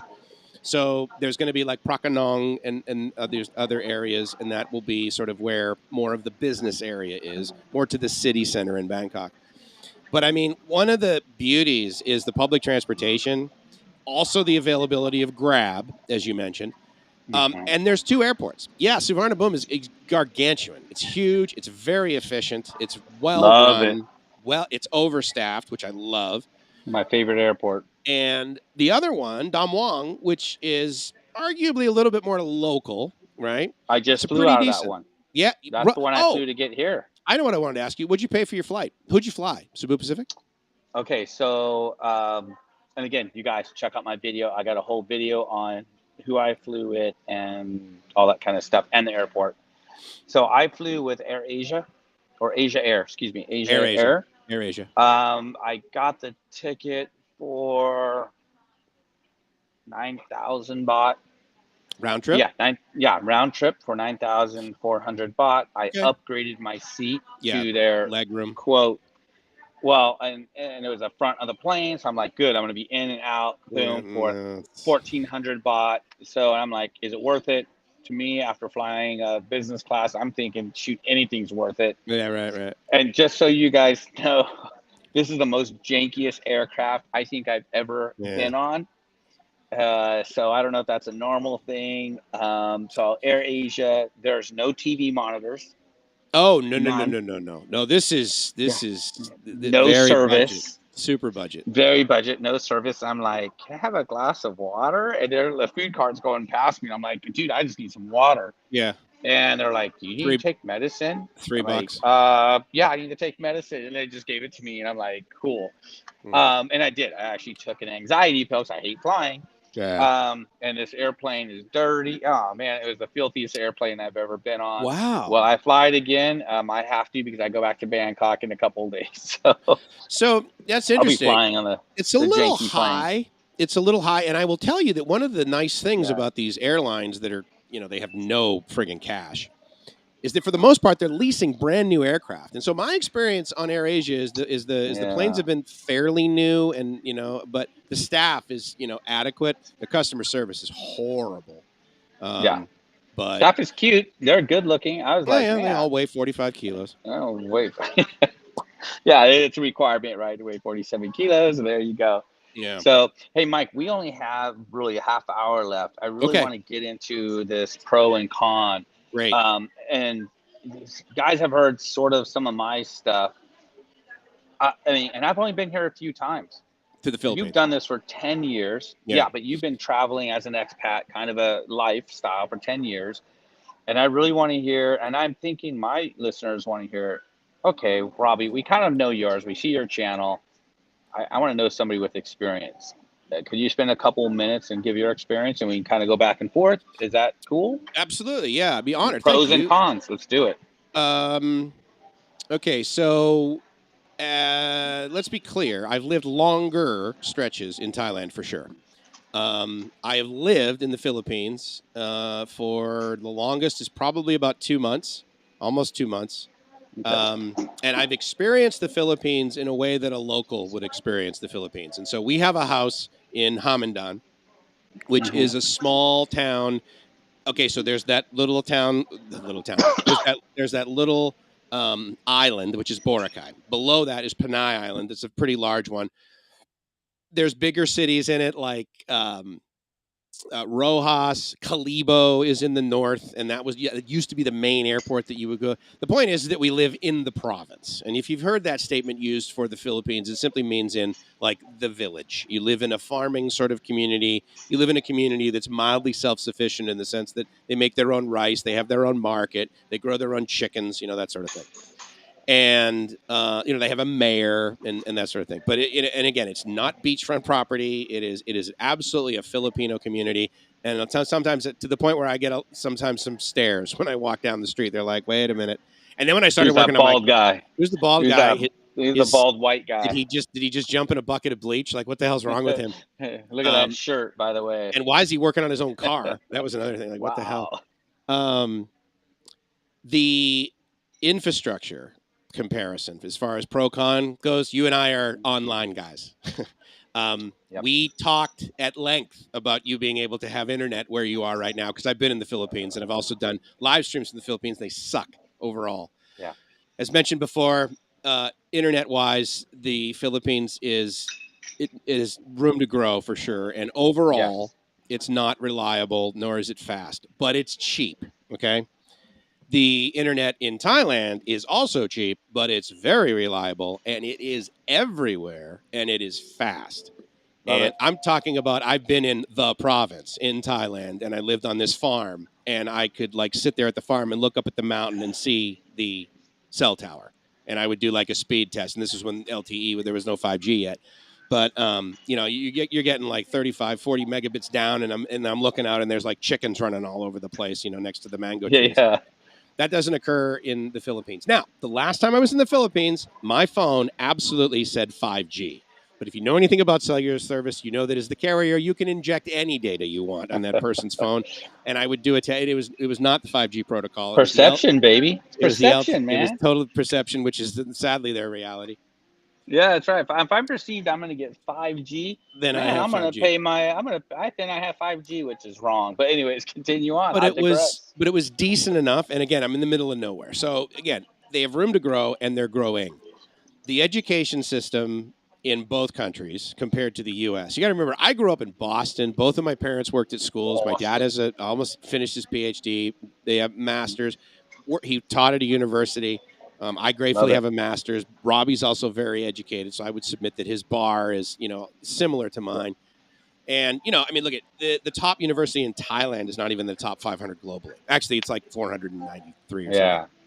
And so the universities over there they're not world class, okay? But locally, they're pretty decent, and there's like 4 or 5 really good universities in Bangkok. The Philippines, I have yet to find a university that has any degree of global respect, which is really too bad. I was talking with Gracie about this, and their leadership, now their president, I was incorrect about this. I stated this a couple times. I thought it was their president, but no, unfortunately, it's the Senate. They believe that they should roll back the high school graduation time. Right now, you go to high school, you go through until you're 18 years old, and then you graduate from high school. Very common in the world, necessary to apply to any college with any degree of competency. They want to roll it back to 16 so that you graduate from high school when you're 16. And as far as I'm concerned, that is one of the worst things you could absolutely do for a country is limit their education. Yeah, and that you mentioned that, I was told Thailand went the other way around. They actually now, you're all the way till you're 18. And it was 16 when Kitty went to school. Yeah, correct. Yes, years ago. And they've ramped it up. Now, they don't have anything sort of super sophisticated as far as the graduation test goes, like they do in Europe and then others, which is the baccalaureate, right? Which you take a pretty stressful exam to get out of high school. And in the U.S., obviously, it depends what public high school you go to. Private high schools in general, arguably, yes, they're better, okay? But the education system over there is better in Thailand, in my experience. And I worked at a university for 15 years. I worked in higher education, so I believe my ability to judge it is fairly well educated. The ability to make money in either country, it's more available in Thailand. And let me first say that I'm talking about, if you are Thai and you're working in Thailand, the unemployment rate is very low. Before COVID, that's true. It was less than 1%. It was 0.7% unemployment, which basically means every single person that was wanting to work was working. In the Philippines, it's very high. They have far too many people to do the necessary jobs everywhere, which is great if you're hiring someone because you got a line of people lining up, usually with bachelor's degrees. Now, a lot of times these bachelor's degrees are from the Philippines. So if you're from the U.S., the bar is a little bit different. But here's one final thing I will say. In my experience with interfacing with the Filipinos versus the Thais, both of them, I experienced them having a belief that they couldn't do exactly what they wanted. I'll give you an example of what I mean by this. But there was more of a lack of things in the Philippines, And that, again, look, in the Depression in the United States, there was a lack of things. Lots of things. I grew up in some areas for sure. I grew up with the belief and the teaching that if you have enough resources, you could literally do anything you want. You may not be able to go to the moon, but if you get a team full of 1,700 people and you get a supercomputer from, Seymour Cray, he donates the thing, and then you call up Elon Musk, you're like, dude, you get a rocket from him, you get it done. So there's possibility. And I will say that after traveling internationally, the whole land of opportunity label, that's absolutely true for the United States. There's infinitely more opportunity here. I also believe that the attitude in Thailand is a little bit higher as far as if I have the right resources, I can do it. But in the Philippines, I was very saddened that the average person that I would speak with would have this attitude. No, I can't do. Oh, no, I could never do that. Or we don't have the money for it. Okay, I get it. You don't have the money for it. Man, this is such great input because this is a conversation I had with my young Philippine team today. Yeah. Okay. Over pizza dinner, and they are talking about if you don't have a college degree, you're not even going to get a job. So yeah, that's true. And just to be clear, guys, what he's talking about is like just a job. Like, in other words, I grew up in the U.S. and it was kind of like, okay, if I get a high school diploma, I can work at McDonald's. Okay, I could get like in the Philippines, if you want to work at a little kiosk in a mall and handle money, you have to have a bachelor's degree. That's correct. And interesting, as the Philippine group, we're talking about jobs and wages. And this is super important. The Philippine minimum wage for Manila, we're talking the city where you make more money. And Mike, I mean, this is something I confirmed today, and I'm just blown away, is 7,500 pesos a month. This is mind-boggling. What, minimum wage? Yes, for Manila. Okay. So it really threw me out because, I mean, you can do the conversion ratio at 52 to whatever, 50 you said. And this is what people are living on. And so when Mike mentioned how people kind of give up, I mean, sure, I'm very grateful the team I have, you know, and I pay them well. I pay them double minimum wage essentially. And it's not a lot of money, guys, but money's different. So current exchange rate, 7,500 pesos is 134 US dollars. And crazy.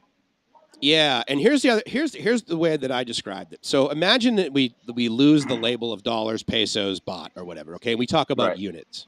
So let's say we just talk about like currency units, okay? So if you have 1 unit here in the United States, you can buy, if you have 2 units, you can go to a 7-Eleven, you can buy a Diet Coke, okay?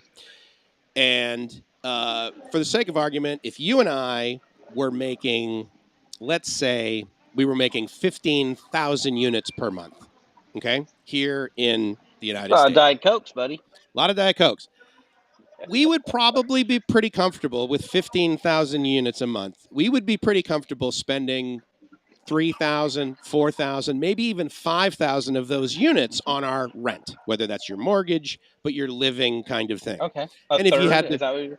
Sorry? A third? Yeah, basically, yeah, for the sake of argument, right? But that wouldn't be a lot. Okay, so in the Philippines, if you're making 15,000 units a month, you cannot find a place to live by yourself that is safe, clean, new, great. 5,000 units per month of that currency buys a significant amount more here in the United States. 5,000 pesos, okay, there per month does not get you a very nice place. Okay, that's super safe. You usually got to share it with somebody else.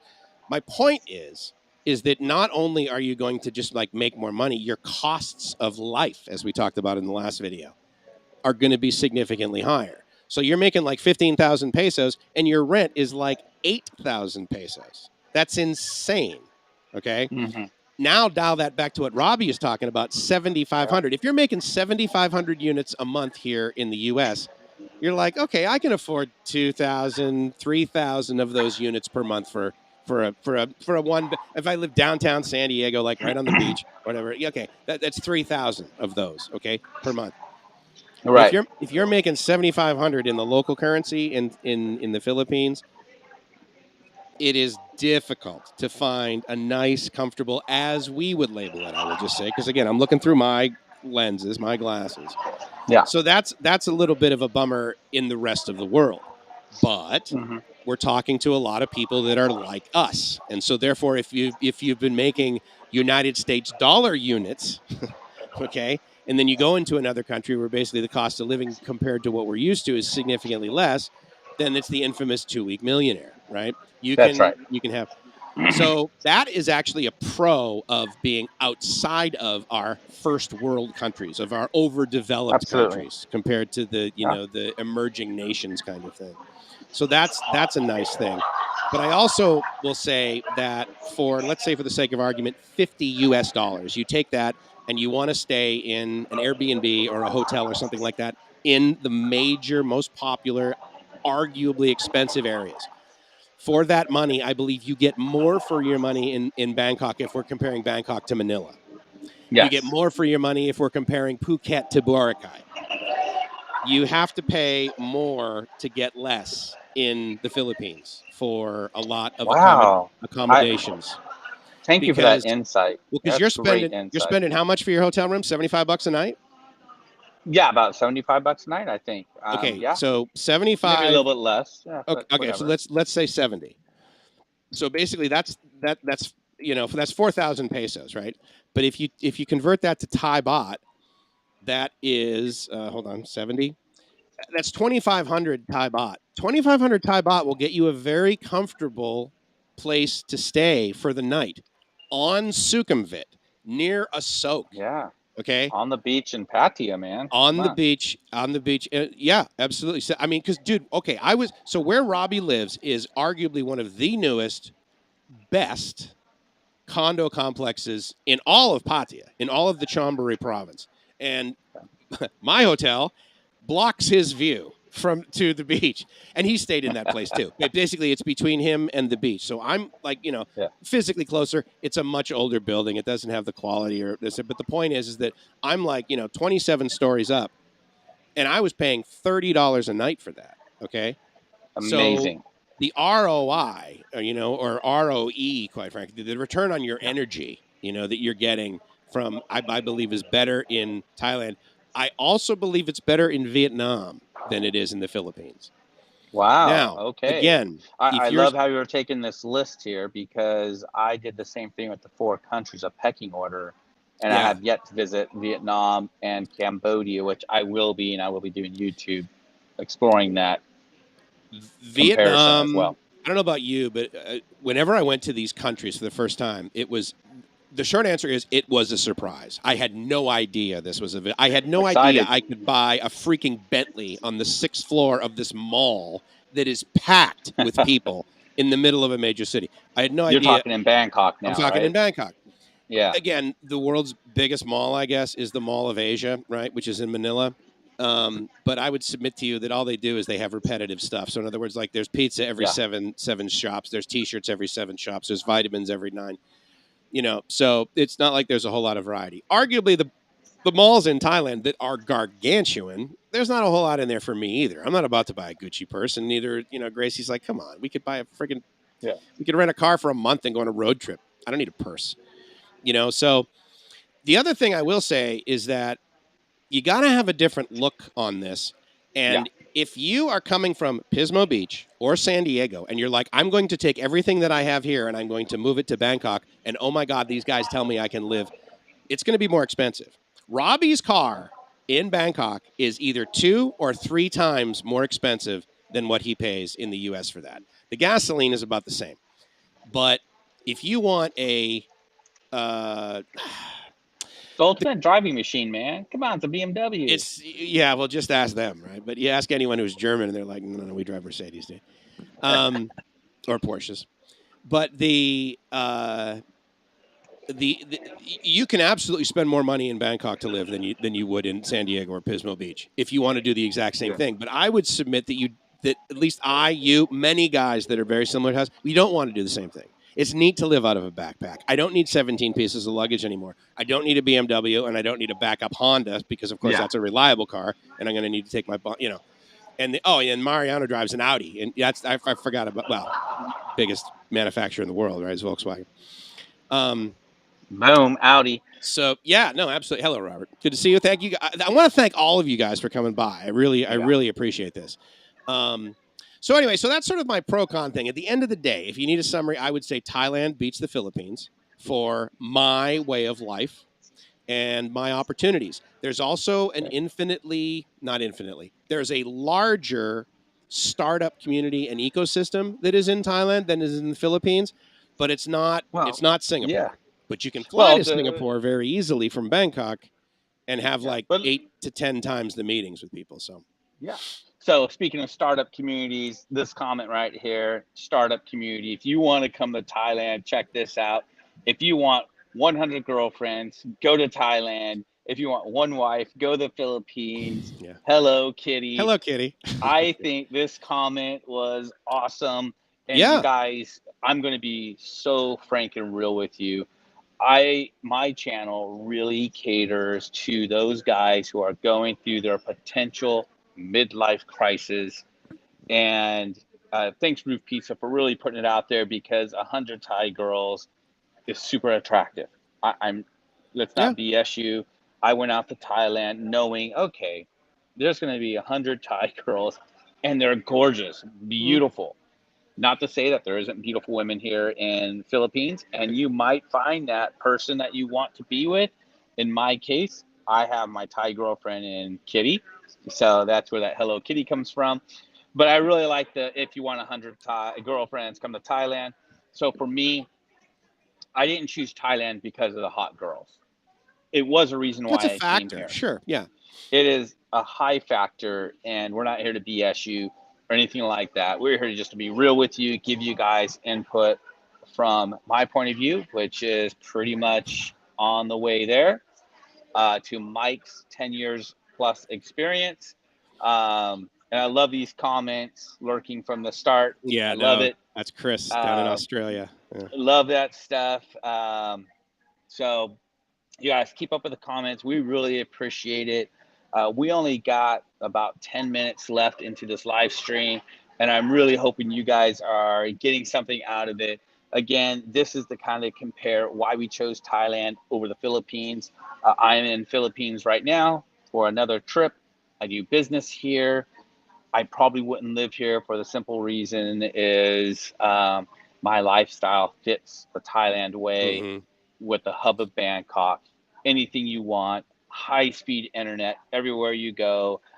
Even though the English-speaking people here do a great job here in the Philippines, in Thailand, I'll be honest with you, I love the Buddhist tradition. And I'm not Buddhist, guys.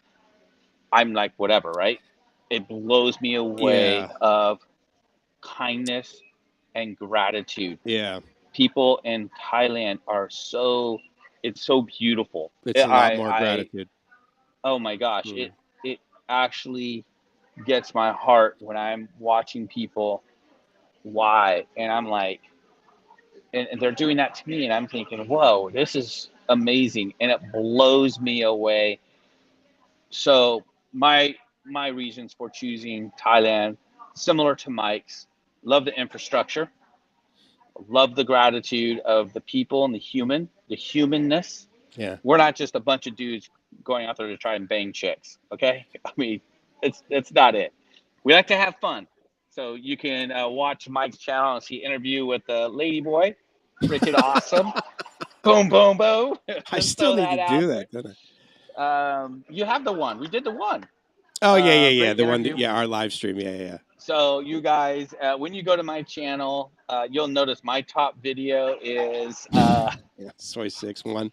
Soy 6-1 with Mike, by the way. Yeah. Top video, 36,000 views. Probably my commentary that really drew on the listeners. Man, I have no idea. It's my top video. And guess what? We didn't find one lady boy.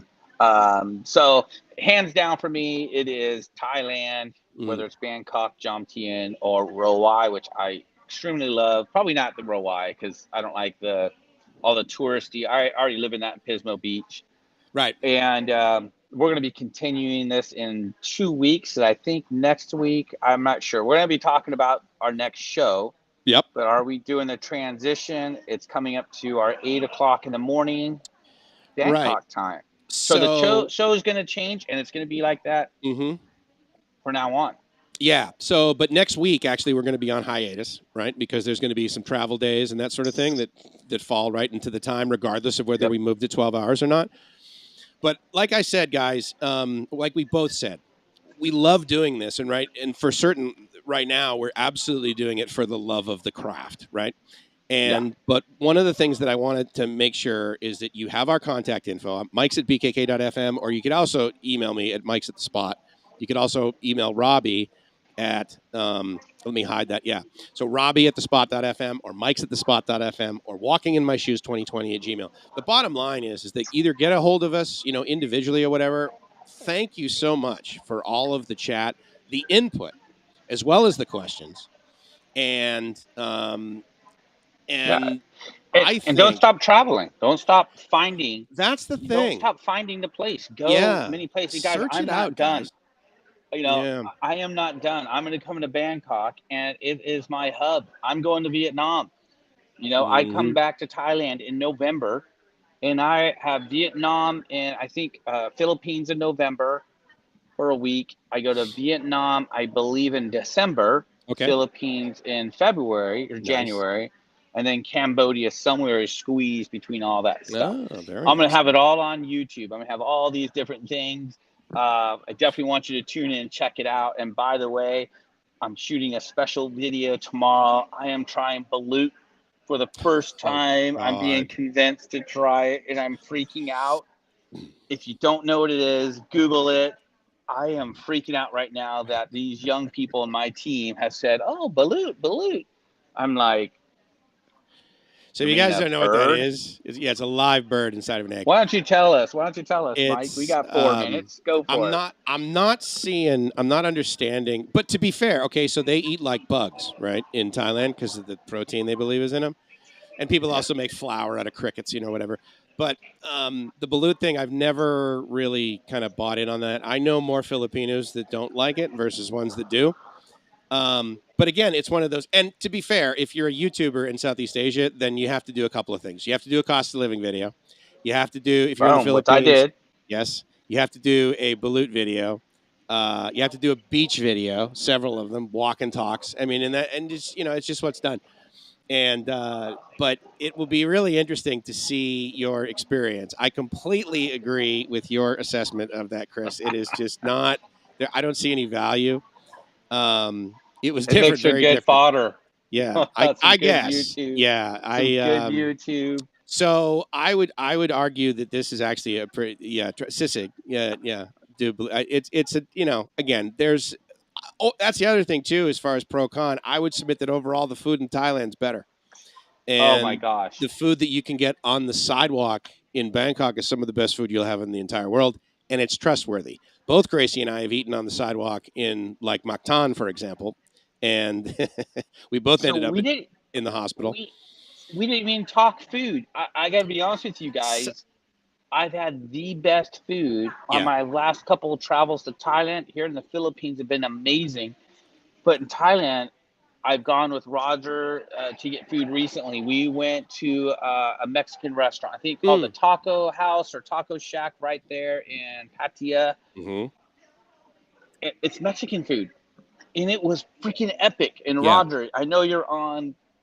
Hopefully you're feeling great and nodding your head right now. If you want to chime in the chat, because you say no balut, but the Taco House, amazing, love it. Mm-hmm. They're not a sponsor of us. I'm going to get them to sponsor. They should be actually, because I need a burrito big time when I head back there. Mike, it was like San Diego style beans, rice, tacos, and the quesadilla with real sour.